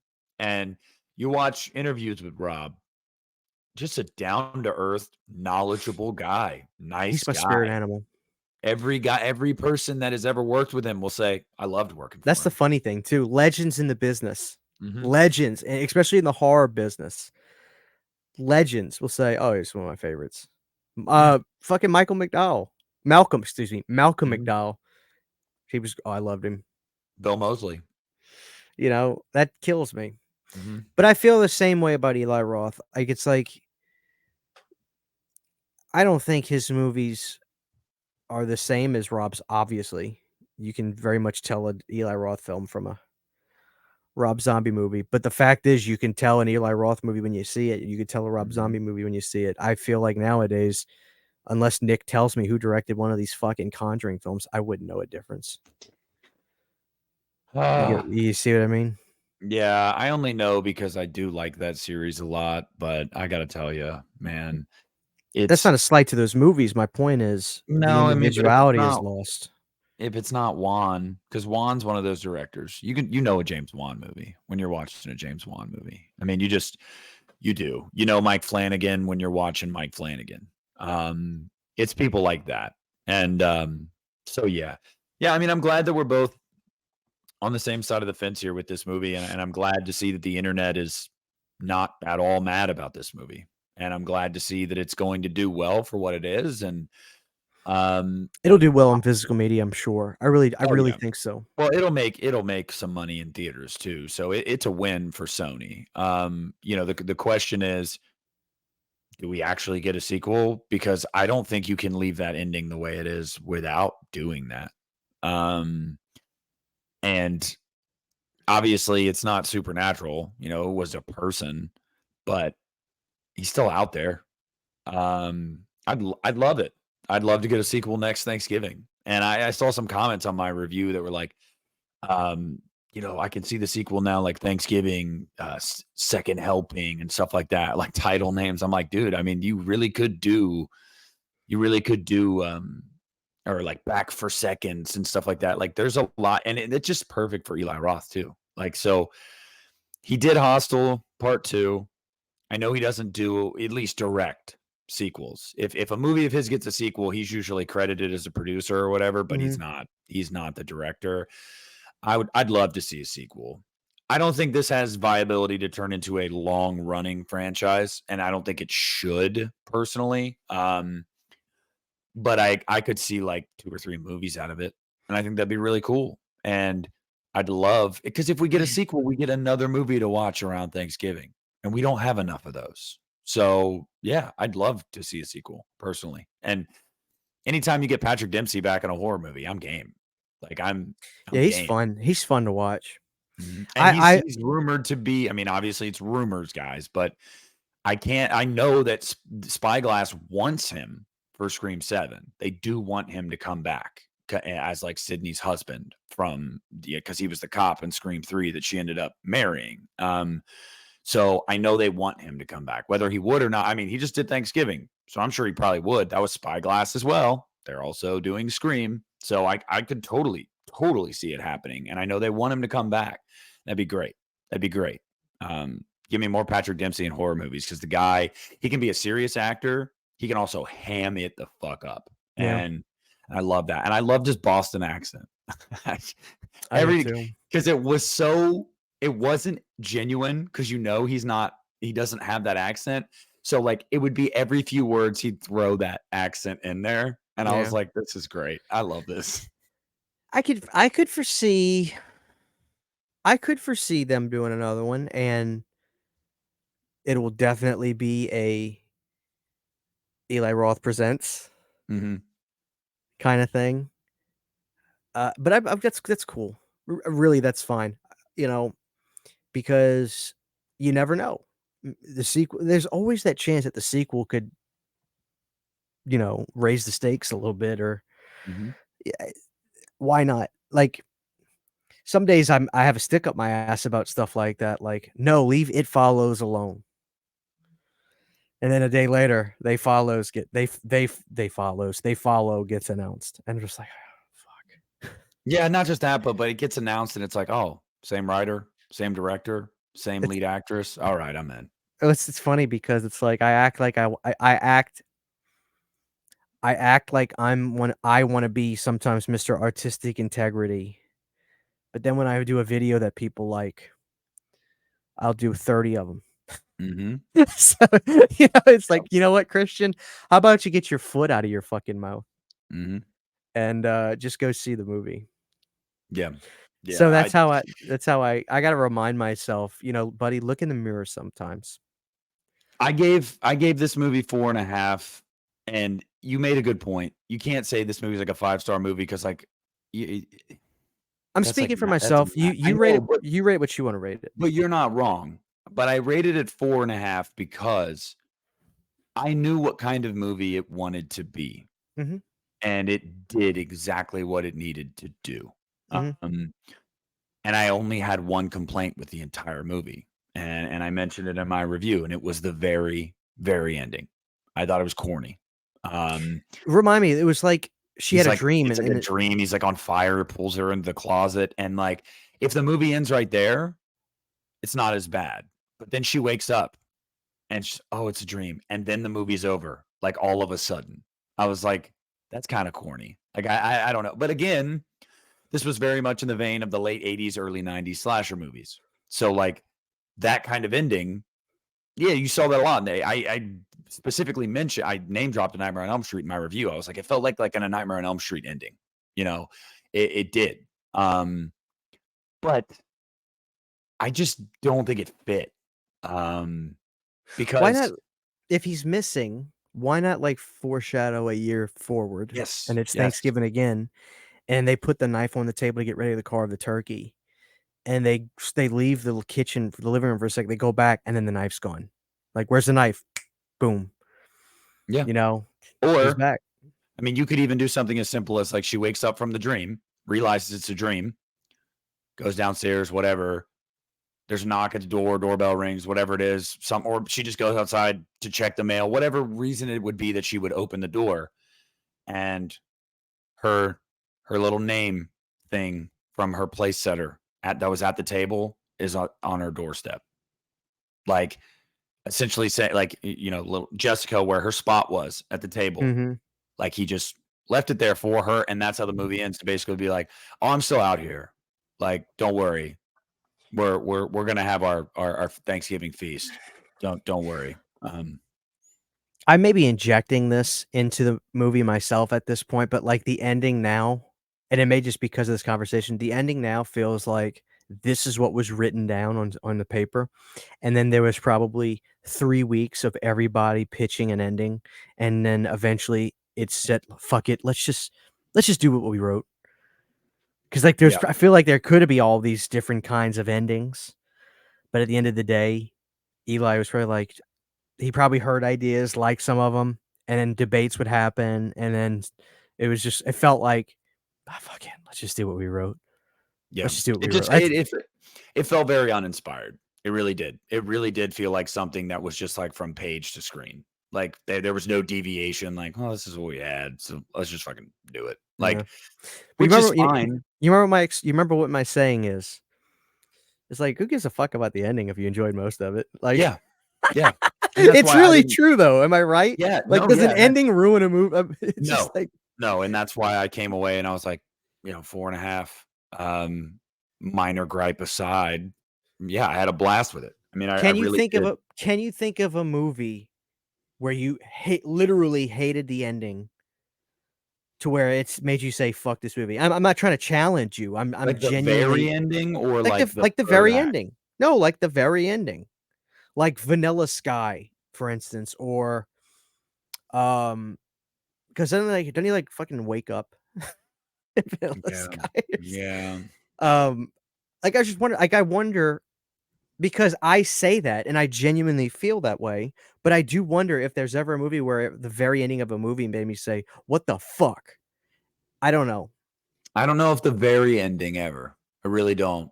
I really don't know if the very ending of a movie ever made me go, "Oh, fuck that movie." There have been, the final act reveals and stuff that made me go, "Oh my god, seriously?" And I'm looking at you, M. Night Shyamalan. Um, but What movie? oh, dude, The Village. We've talked about this. I mean, Dude, I I I love that movie. I I think that movie's adored that. I adored that movie until the reveal, and then I was like, "Fuck you." what were you wanting if because I to me, wanted it to actually be like creatures or something. I wanted that threat to be real. I under Because the creature designs, those suits were really cool, yes, yes. but how bizarre is that? I mean, it's a cult. I How get bizarre is that to realize, like, what if that shit was real? Where these people were living this 1500s cottage life, and it's 1999 in reality or whatever, 2004, I think is when that movie came out. Dude, I fucking love that movie. The cast of that movie is you could not get a better cast on paper than that movie. I mean, Was I hear you. I'm just defending it. I love that fucking movie so I much. just To it's the me, that 3rd was act. his Use Your Illusion 1 and 2, and after that, it was all bullshit.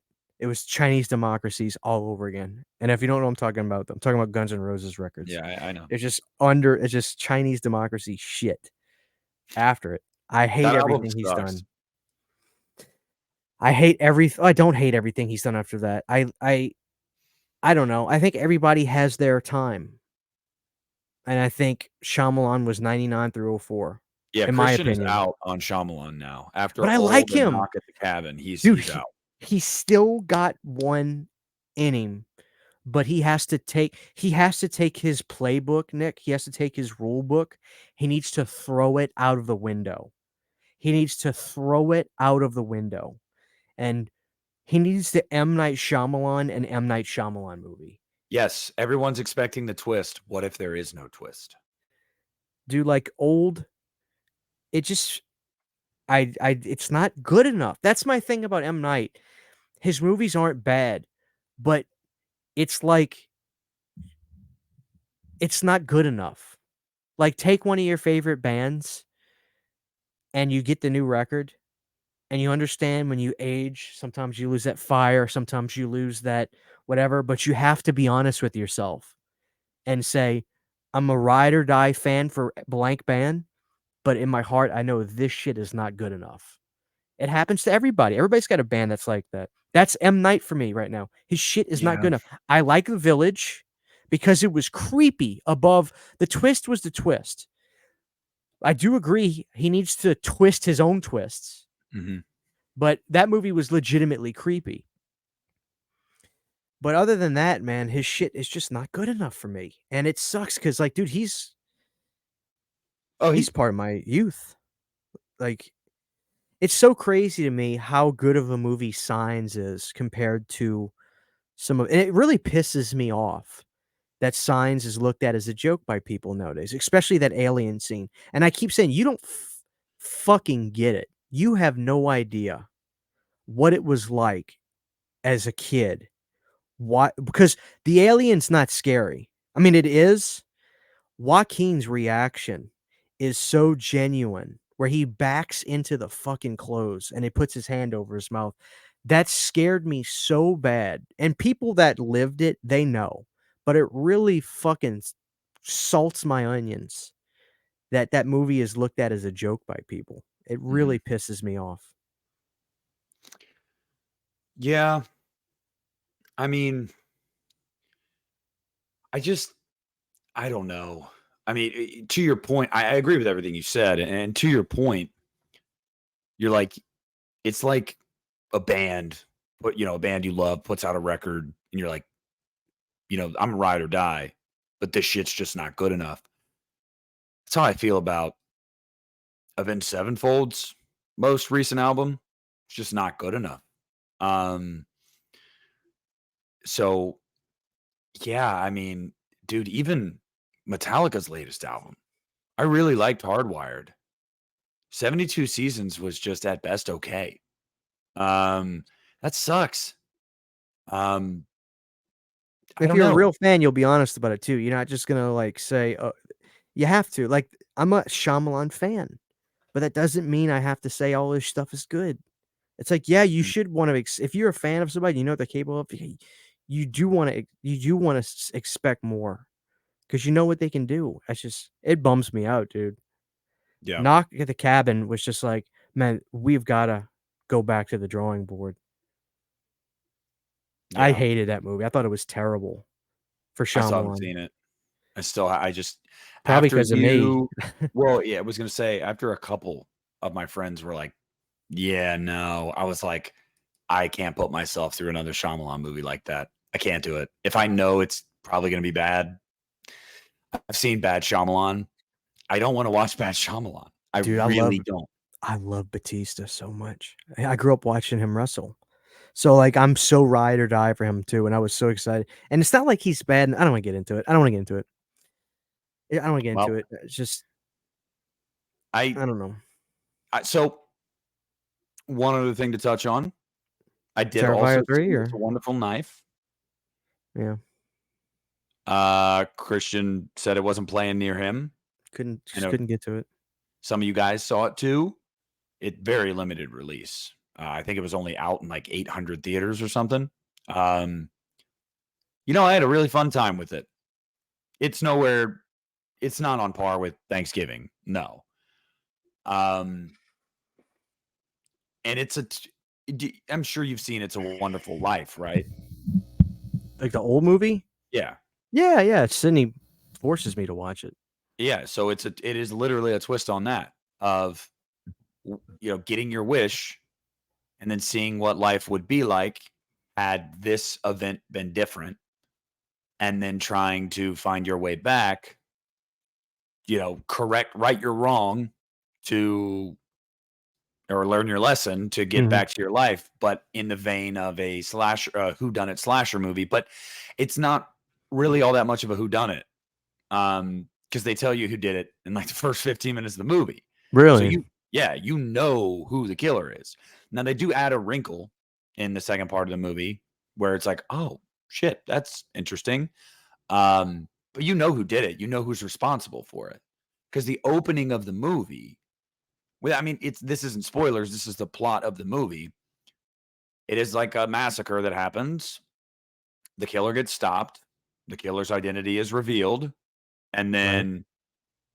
then the main girl who killed the killer says, I wish I was never born.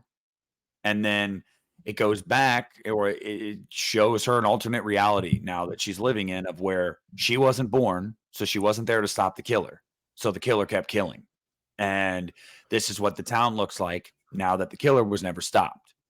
And so you know who the killer is. You know who's responsible for it. There are more layers that get added on that do surprise you. Um, but it's a fun movie, man. It's a fun movie. You know, the only complaint I was hearing from people, a lot of people agreed with me. The first 15 minutes, just not very good. Um, it there it's really streamlined, and it makes sense once you get the title card and then you see, oh, okay, they had to kind of make that be fast paced so we could actually get into the movie. Okay. But like it's just not very good. Um, but after the title card, the movie gets good. But the complaint I saw from a lot of people was so corny. It was literally like go to if you go to Letterbox for It's a Wonderful Knife or Mhm. IMDb, all the 1-star reviews, half-star reviews you'll see, everyone's gay. Everyone in the movie is gay. What the fuck? Why is there a bunch of gay people? I'm dead serious. I'm dead serious. And I'm like, seriously? Like you care that much? Like, I don't know. I it's just so weird to me. But I'm dead serious, Christian. Like I'm dead serious. Like we care Well, you that gotta much? sign your you have to sign your name to that when you say that. Yeah, I know. I know. And it's just like, so when I didn't do a full review for it. I still might. I think I might. Because I do want to talk about it. I wanna But see when it, I man. I really was bummed out, by the way. I was telling Sydney, I was like, I really wanted to see it because I know you wanted to talk about it, but dude, I couldn't get to I don't wanna say where I live on the internet, fucking psychos out there. I couldn't get to where I wanted to go on a weekday. I just had to I couldn't. If it would have been in the other town I told you about, which is about 25, 30 minutes, I could have made it work, but I just couldn't do it. But I think it's dropping on Shudder, like, in a day or yeah, so. in Well, not December. a day or December, excuse me. Yeah. So I mean but dude, it was fun. Like it's fun. It really, really is. And there's the girl, the actress that plays the character. When you finally get to watch the movie, I want you to go into it looking out for Bernie. Look out for Bernie. The actress's name is Jess McLeod. Dude, she Sanders? is yeah, Bernie Sanders. Uh, dude, she's a revelation. She's fucking hilarious. Like Yeah. she is so funny in the movie. Yeah, it's a horror comedy. More like Oh, slasher oh, comedy. 100. awesome, Yeah. awesome. And but Justin Long is in it. Oh, dude, you know And what's funny? I can't say much, but he is awesome. And not only is he in it, and not only is he hamming it up, Yeah. Christian, he has fake teeth in it, so he has these huge buck teeth, and it's fucking Oh, hilarious. oh, man. I'm so down. We were watching Goosebumps, the new one on Disney, Mhm. and, he was in it. I didn't like it, man. There was one actor in there that was so bad. It just ruined everything. And then the haunted mask, dude, it really pissed me off how uninspired it was. It's that mask behind you with no hair, and it's just like a face. It was it was not good. It was not good, but Justin Long was in it, and he's good in everything. I love Justin. So, He's now that I finally know starting to age. He really is. You're starting to see it a little bit. He didn't age for like 20 years. yeah. I think he's knocking on 50, Yeah. Yeah, he's in his 40s. you know? Still looks That great. I'd kill to look like that in my late 40s. such a he's got that X factor. Like, when you see him in a movie, you feel good.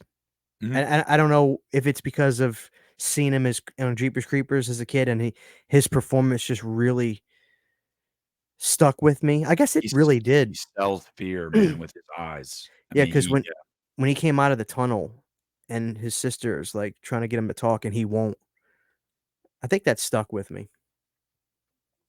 But I wanted to see, yeah, I wanna see that movie and, Terrifier 3, obviously. We could talk about that. Uh, I think it's cool, it's a Christmas movie. You wanna talk about the discourse going on Sure. about it online right now? Yeah, so if what you're talking about is there's a lot of people that they hint that a is it a baby, an infant, a No, toddler, no, it's like probably 7, 8-year-old, 7 8 year something like that. there's a large number of people that think that that is just crossing a line, and the arguments that I hear, it doesn't matter that it's just a movie, it's just that, like, can we keep some stuff sacred, is the argument. Um, which I gotta be honest, like, it's kinda it's not something it's not something that I don't dismiss that I don't dismiss those people, I really don't. Like, I kinda get it. If it's and if it's just done for the hell of it, I kinda because then you could say, "Well, what about Pet Sematary?" But that's really the story of the movie. The whole thing's about you can understand that, like, it's not about, "Let's kill a kid. Let's kill a four-year-old." It's like, no, no, no, this whole movie is about the grief and loss of a son, and what would you do? So, I kinda get that argument. I think Leone's not killing no fucking kid in this movie. There's no way. That's what I think. I Dude, think he's messing with people. That's my 2 cents. it's not But even I don't in know the how you movie. feel. It's not even in the movie. That teaser was filmed just to be a teaser. And That's did he not already he said that already? he didn't say it's not in the movie, but Bloody Disgusting had reported Leone and his team, like David Howard Thornton, the little, the actress, and some people last year just literally filmed this teaser. Like Oh. it's not in the script. They filmed it as a teaser to announce to have something to show for Terrifier 3 and to announce that it's a Christmas movie. That's Oh, it. so that's old school. That's filming teaser Yes. stuff, that's not it. I see, that's cool. It's not gonna fucking happen. And also Well, how at do the you feel same about that? time, What do you think about the argument? 'Cause I kinda do yeah, I understand. Nobody wants to see that. Nobody I unless you are a fucking masochist, nobody wants to see a child in, incur pain like that in a movie, even though it's a movie. Nobody wants to see that.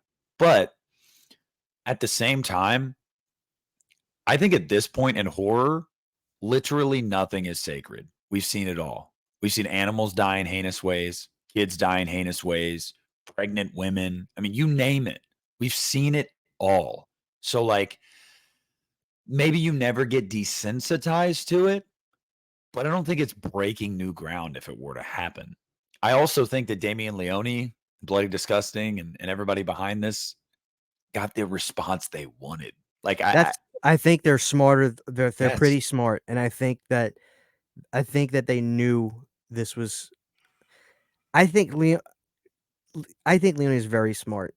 I so with you saying that, my suspicion was, he ain't killing no seven-year-old fucking kid in this no, movie.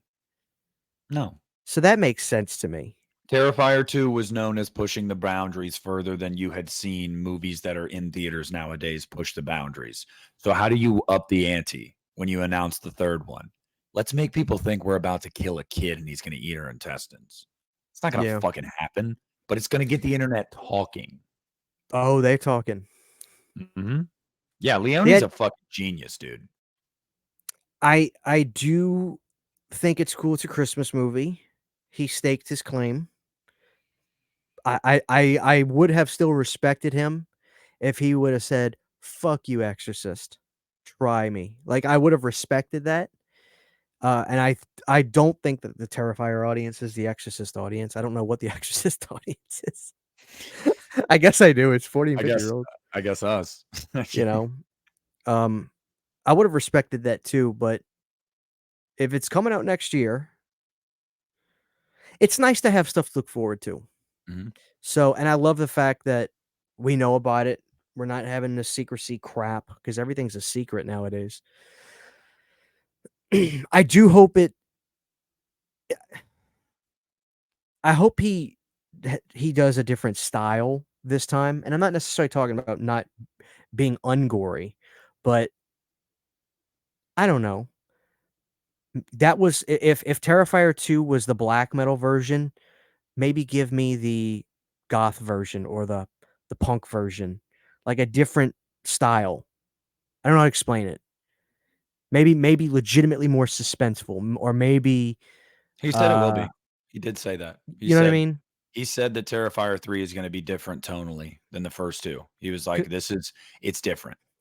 Yeah, cool. Because I my worry is, okay, let's slap it on a holiday, that's different. To me, on paper, that's not good enough. No, give me some Art face scenes. Give me some I really wanna see Art play with his prey almost. Like, I think that would be cool. Like, inject a little old school Myers in there, like Well, do you think they're gonna something explore if he's, the papa to the kids? Because that's what a lot of people you think. you will get some answers. Leone did say that. He was like, some of the answers that were raised and the questions that were raised in Terrifier 2, you will get answers to in Terrifier 3, or you will, I think he said, start to get answers to. So they're not gonna throw the kitchen sink at us in the next movie because he already has 4 planned as well. He doesn't have anything planned after that, but he said right now he's got 3 and 4. I mean, 3 is obviously written, 4 is in his head. So you're not gonna get all the answers, but yeah, you're gonna start to get some answers for sure. I think if this movie does legitimately well, we can start legitimately talking about considering Art the Clown a slasher icon. I'd agree. Because just the birth of Art the Clown is completely, you can't buy what Leone got with Art. You can't buy it. No. It was a fucking little character in this not really found footage movie, but kind of, All Hallows Eve, which I love. And the people said, "I want more of that clown." And I'm sure he was like, "What? Like, what about my movie?" Mhm. And they're like, "No, I want that clown." You can't buy that. If you create something like that, you gotta do it. And the people wanted, it's just the way he was really birthed by the fans, not necessarily just the character in the movie, but, like, the fans are like, "We want that." That itself is the people deciding what's gonna become an icon or not. So I think if this movie legitimately does well, we can really start having conversations about it. Oh, Because to m this will be bigger than 2, I think money-wise. I think so, because I'll say it again, in my opinion, to be considered a horror icon, I really think you gotta go the distance. There are exceptions to the rule. There are, because sometimes a movie is so impactful, it changes the culture, like Silence of the Lambs. It literally changed the '90s. It was the Nirvana of the '90s. Everything was a psychological thriller after that. But I think for the most part,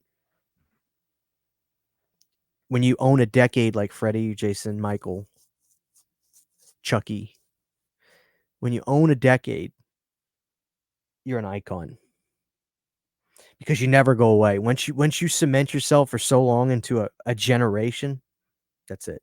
I think we could start having that conversation with Art. Yeah, I would agree. I really would. Um, I mean, I'm close anyway. It's blasphemy to say it yet. I'm not that dumb, but I'm definitely I guess I would say I'm close to the point where I'm comfortable, um, pondering it is where I'm at. Like, I'm close to the point where I'm comfortable going, "This is a real possibility," and, that's awesome. I mean, I'd say the last great lasting icon that came out in our lifetime was Jigsaw. Um Lasting, at least. The Creeper from Jeepers Creepers had the potential, but because of the director, it never reached the heights it should have. Um, there have been good one-off movies, or maybe they got a sequel, but that was it, like Sinister, like Bagul and Sinister. Um, but just didn't it didn't pan out long term. I think Art, yeah, is definitely gonna be someone you look back on like Jigsaw. in your life and go, damn, we really saw the birth of that. We saw that happen. Um, and in related news, Saw X crossed $100 million, which is fucking It's huge. still playing at my local theater. It's having really good legs. That's why it was made on a $13 million budget. This thing's made 10 times its money almost. Good. You're getting another one. And apparently on the commentary, the Blu-ray and whatnot hasn't come out yet. But apparently on the commentary, the director, Kevin Gruder, says Cecilia will be coming back for the next one. So they just haven't officially announced the next one, but Rem apparently he says it on the commentary, the chick that survived. So, Okay. the bitch that was behind it all. So Wait up, so it's probably Jesus gonna take Christ. place between 2 and 3 again. Yep. Okay. So we're talking more, or 1 and 2, between 1 and 2, 2 and 3, whatever. We're talking more wigs. Um,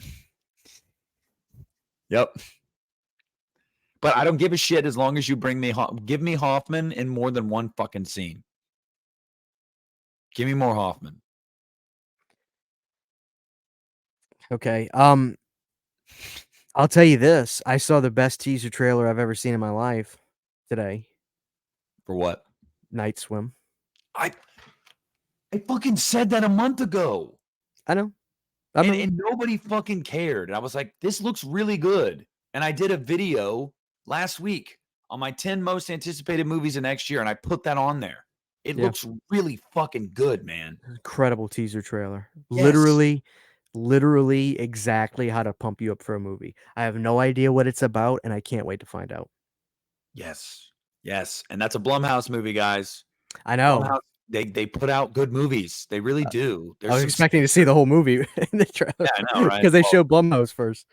yeah, Dude, it but looks incredible. It looks like a fucking monster movie. yes, yes. Could be next year's Barbarian. I mean, who knows? Because the Barbarian trailers didn't show you shit. It's a fucking Nothing. great movie. I love that movie so much. I'm telling you, man. I am excited for that because that was such a good teaser trailer. I kept thinking about it. Mhm, I was like, "What the fuck is this?" And you hear that sound that thing made. mhm. That ain't human. No. So, I'm excited about that, because that's I just I don't know. I really don't want Blumhouse to Platinum Dunes itself and just fucking make too many mistakes and disappear. They won't. Five Nights at Freddy's is gonna make, like, $300 million when it's all said and done. That's true. That's true, and God bless him for it. Um, I just don't want it to happen because it's like we went through Blumhouse's movies, and there were a lot of them where I'm like, "You know what?" There was more okay to good than bad. Yeah, and most of the bad were sequels to me. So they always start out pretty good. Like, Yeah, or every now and then they do have an original IP that just fucking no. oh, yeah, Fantasy of course. Fantasy Island was one fucking terrible. But yeah, Night Swim has my attention. It's a great title for a movie. You figure it out right away what it's about, but you don't know what it's about, but you know what it's about. Mhm. It invokes something. Night Swim. Boom. What comes to your mind? What comes to my mind? It could be 2 totally different things. And the Yeah. beauty is either one of us could be right about it at this point. So, dude, that was what I was talking about. Like chef's kiss to that teaser trailer. Mhm. I'm trying to think if I saw any other teaser trailers that grabbed my attention. I can't remember. Probably not, because that's the only one I can remember. But then again, I have a 3-hour memory span. There's nothing else coming out this year that I need to see in theaters till the end of Well, this year. is there even anything else coming out? Yeah, you got the new Aquaman movie. You got a new rom-com I saw the trailer for before Thanksgiving. Um, there's some things. The Hunger Games prequel came out this weekend as well. Sydney was talking about that. Yeah, but like it's just I'm like, okay. After Thanksgiving, I was like, all right, 2023 for me is pretty much done now. I'm good. Yeah, I think so. I think so. Oh, fucking Iron Claw. I literally I'm so excited to see that. Is that coming to theaters? Oh my god. Uh, It's I probably can't like limited release because it's A24. I don't know, man, like, let me see. I'm telling you, Nick, I wanna tell you the story about the Von Erich family. It's so sad.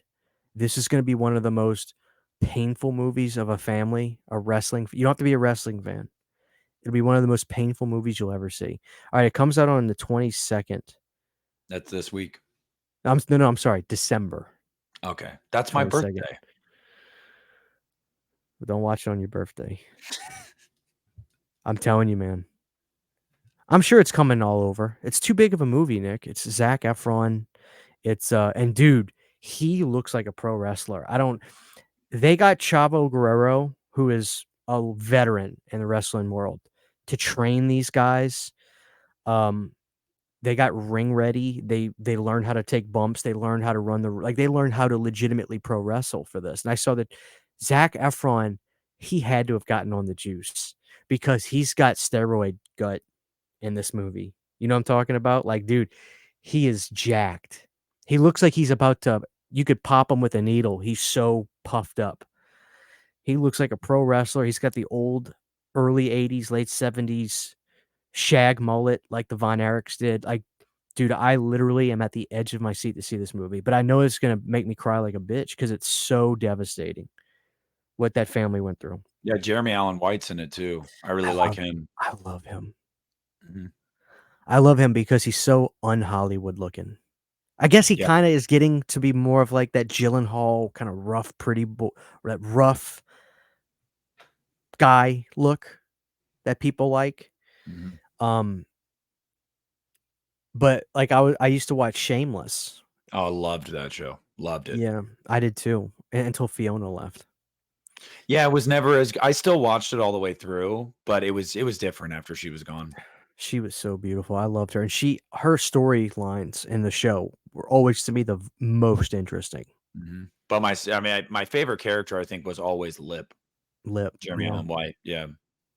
I liked Ian a lot too. I This did is really like Ian. this is his Fucking face. hated Debbie. Fucking hated Debbie. Yeah. It's so funny because Lip I don't know if his name was because his face is like this, Yeah. like his Well, his but name is Philip, and they called him the Lip. he's a good actor. He's got, like, that he just seems like a real human, and, I was so excited to see him in Iron Claw. I'm so excited to see that he's in Iron Claw. And what's so cool is our buddy Akeem worked on it, and Yep. he was telling me, he's like, "Christian, like, I can't even say this because I don't want to tell you a single thing because I'm assuming you don't know about the Von Erichs." No, I don't, but I can tell you that from what Akeem told me is like, "Look, man, we put a lot into this movie. This movie is the real fucking deal. Like, you gotta see this movie. Like, Oh, it's yeah, the yeah. real." It's devastating what happened. Um, but there is somebody and I can't say the person because then it's kinda spoiling something, but there is somebody legitimately involved with the family that was heavily part of the movie, and he told me, like, they didn't stray away from any true darkness of anything, which is crazy to me because to see what I'm gonna see on screen in this movie is gonna be extremely painful, but I anticipate that oh, fuck, I did how have we not talked about this? Sydney, when I got back from Thanksgiving today, she said, "I already bought our tickets. December 2nd, me and you, we're going to see Godzilla -1 in the fucking theater." Mm, Have you seen the trailer for that? Dude, it looks mhm. I'm excited. Because this ain't no bullshit. City loves No, Shin Godzilla so much, and that movie got shit on by the American audience. I liked it. I did too. Yeah. You know what I really liked about Shin Godzilla? What? The government in that movie, the government was really looking out for the best interests of the people. That Mhm, was so refreshing. mhm. That's not real. I mean, but dude, this movie, Godzilla -1, looks like it's gonna kick your fucking ass. It does, and You better also go see that. I will. I will, 'Cause we and can talk about that next month, and for the I'm 4 people that watch the show that will actually see the not the 4 people yeah, that watch the show, the 4 people that actually see the movie that watch the show will enjoy when we talk about that. I'm I'm 'Cause I'm you're a an big fan of the G-Man. dude, oh So, my yeah, god. but I I will I'll tell you this too, Christian, Monarch, the MonsterVerse show premiered yesterday. oh, did it really? Yeah, only the first 2 episodes. I Where think what is they're that on? Is that on Max? Apple TV, which is one of Oh, the only ones I don't fuck. have, but I think it's only like $10 a month. So Yeah, I'm but I gonna have 1,010 bucks a month streaming sites already. guess what? I got a new debit card, so a bunch of so once, Well, I like, don't have a new debit card. once things were due, my old debit card's not active anymore, so a bunch of things fell off that I'm not using anymore, and now I've really been able to go, "Wow, I can, like, pick again what I actually wanna sign up for and pay for." You know And what I'm gonna do? I'm gonna what? wait for the show to come out, the season to finish. I'm gonna get Trial Netflix. it, free trial it, binge that shit. I'm Yeah. gonna hit it and quit it. Yeah, I'll tell you though, the reviews for it have been really good, like, really good. It's only the first 2 episodes that have been released so far, but the reviews are really good. So, Good. That's good to hear. I mean, dude, it's you Kurt can't Russell. Kurt Russell. oh, that's great. I didn't know that Mhm, and his because I son, didn't keep up Wyatt with it. Russell, who is playing the younger version of him. Oh, really? Yes. I'll be damned. That'd be interesting to see. Mhm. So, no, Yeah, I'm excited to see, I'm excited for and I next year, dude, Godzilla and Kong, The New Empire. The sequel to Godzilla versus Kong comes out in theaters in April, I think, or who May. directed that? Did Adam Michael Wingard again. Adam Wingard again. He directed Godzilla versus Kong. wait a minute. Did Michael Dougherty, the Trick or Yeah, Treat guy, King of the direct Monsters. one? Yep, King of the Monsters. It's Okay, still okay. the best one of the MonsterVerse, in my opinion. Still the best You one. know what? It was a great movie, but why am I so annoyed that Godzilla got his ass whooped the majority of the film? Why does that annoy me so much? I was too, but I will tell you this. One way I justify that is at the end, he fucks Ghidorah up.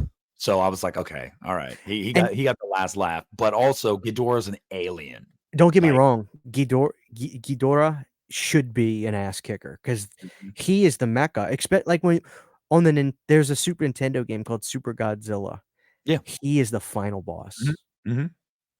Because the funny thing is, you fight Ghidorah in the beginning, and you knock off his middle head.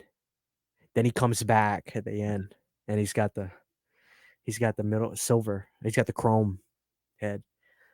Um, I'm excited, dude. Like Godzilla is. I feel like Godzilla was something that a family member for a lot of people got him into when they were kids. My uncle was that person for me, and we watched all the Heisei stuff. I mean, all the shitty ones. Manila.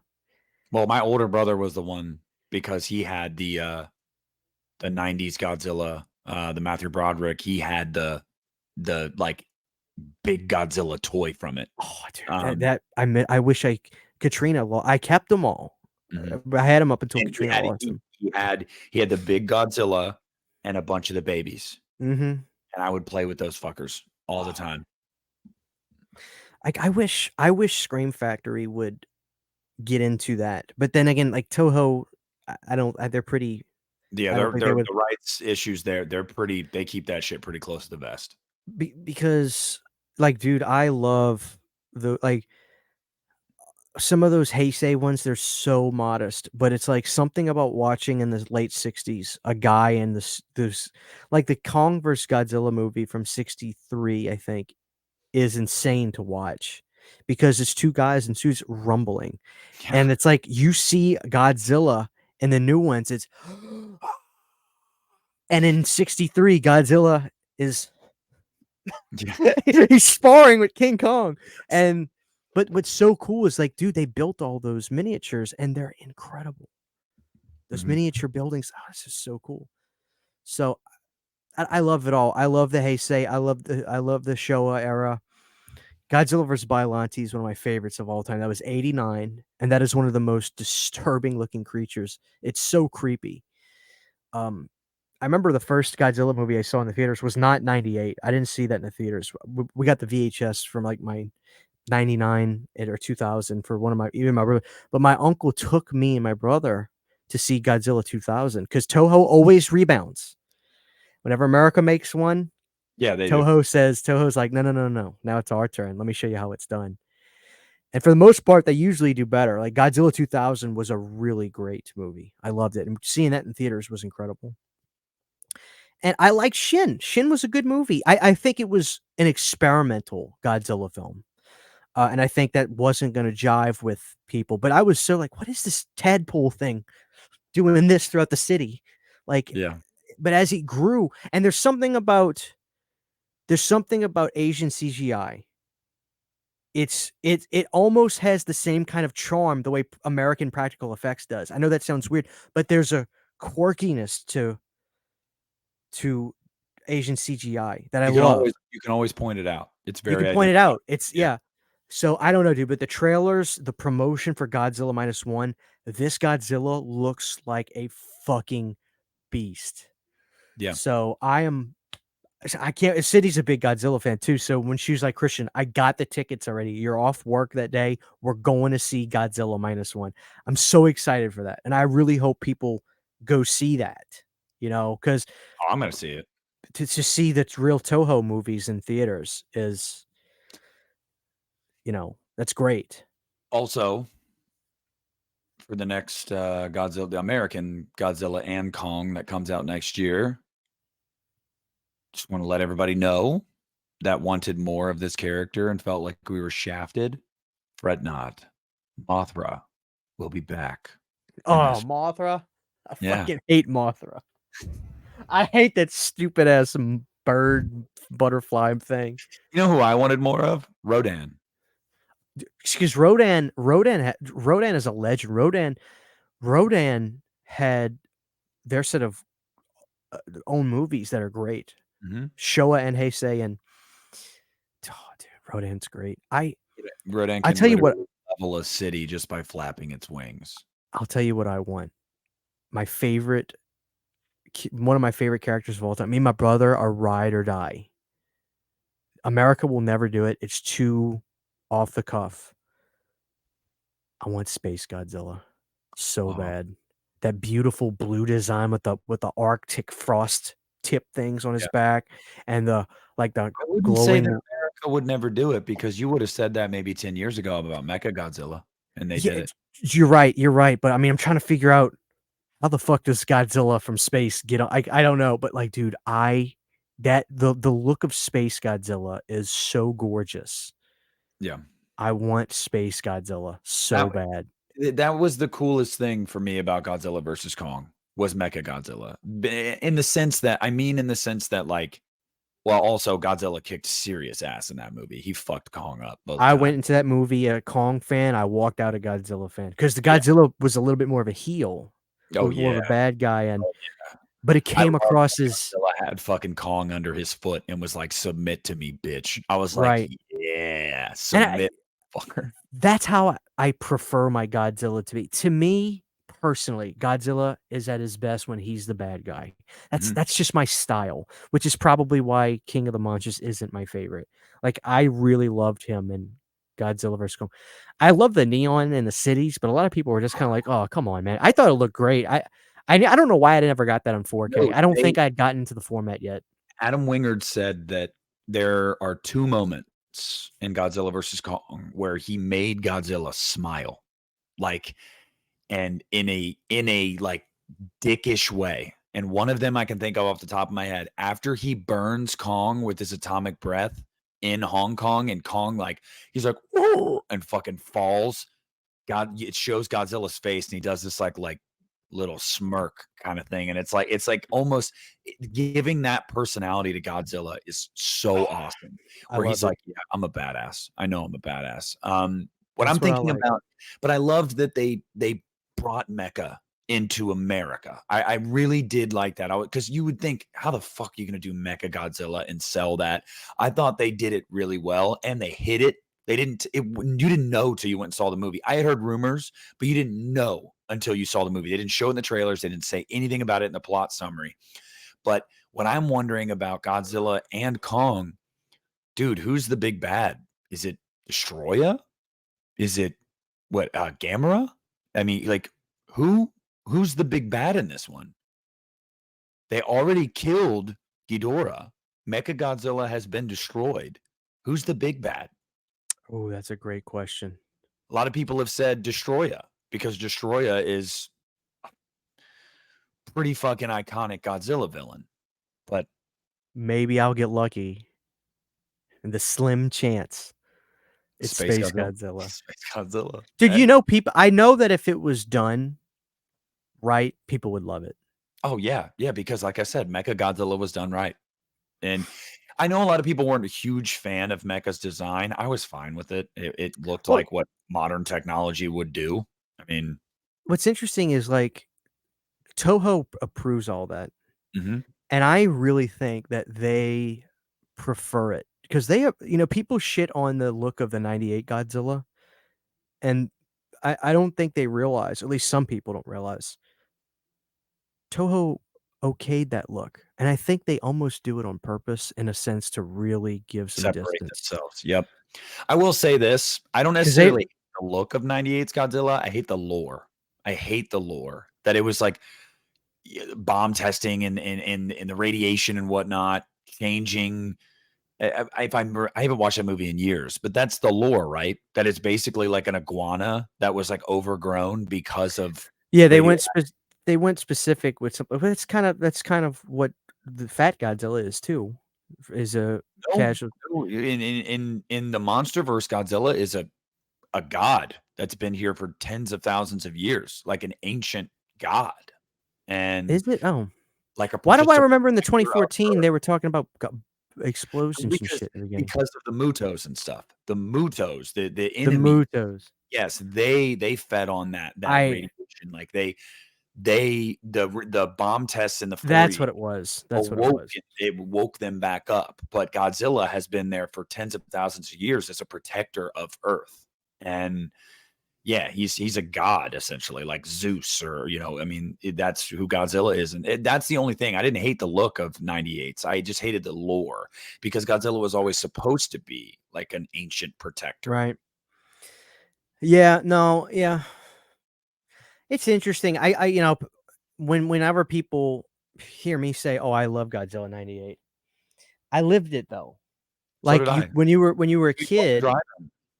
and you go to Taco Bell and you get toys and you get all the stuff from Toys R Us at the time and you have the VHS, it's a part of your life. It's hard to dislike it. Mhm. That doesn't mean you think it's a great movie, but, like, Mm, that's why I say, "Oh, I love it," because it's literally a part of my life. yeah, For some other people that are either older and lived it and had plus much better experiences with Godzilla films before that in the '90s, I get that, but, like, that was a big part of my childhood. So Christian, it's who in their right mind can say they don't like the little Velociraptor Godzilla babies? yeah. Come on. It's great. Those scared me as a They're kid, fucking freaky. They're fucking you freaky. know? So, I that's pretty much all I have. I Yeah, was trying to same. I think was of other gonna stuff. say we've gone well over 2 hours. We definitely gave the people their money's worth, their time. We apologize for the hiccup last time, guys. I do wanna say we will be back next month, obviously before Christmas. We're gonna talk about Godzilla -1. We're gonna talk about hopefully Christian has seen It's a Wonderful Knife by then, so we can kinda delve into that Easily. a little bit more. Um, and then we'll just obviously talk about Christmas movies, not just horror. I mean, comedies, action movie, Die Hard. I mean, you name it. Like we're gonna do it. We'll have a Christmas episode. It'll be a fun time. Yeah. To all you guys watching, leave a like on here, comment down below. Discuss with us as always. It's been a while, so I'm expecting you guys to be pretty active in the comments. Y'all better be. Christian, you got anything else for the people before we let them go? No, just, I know things are different and the shows are less frequent, but, we have a lot we had a lot to talk about, which was really nice. So, just thanks for listening. There's a ton of shit in the archives, obviously, if you go on Spotify, we have over 100 episodes you can listen to still. And we'll see you next month. Time flies, so it's like we're gonna be back before you know it. So And thank you for listening.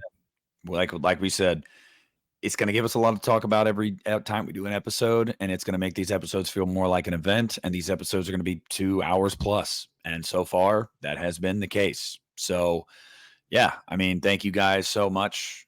We love all of you.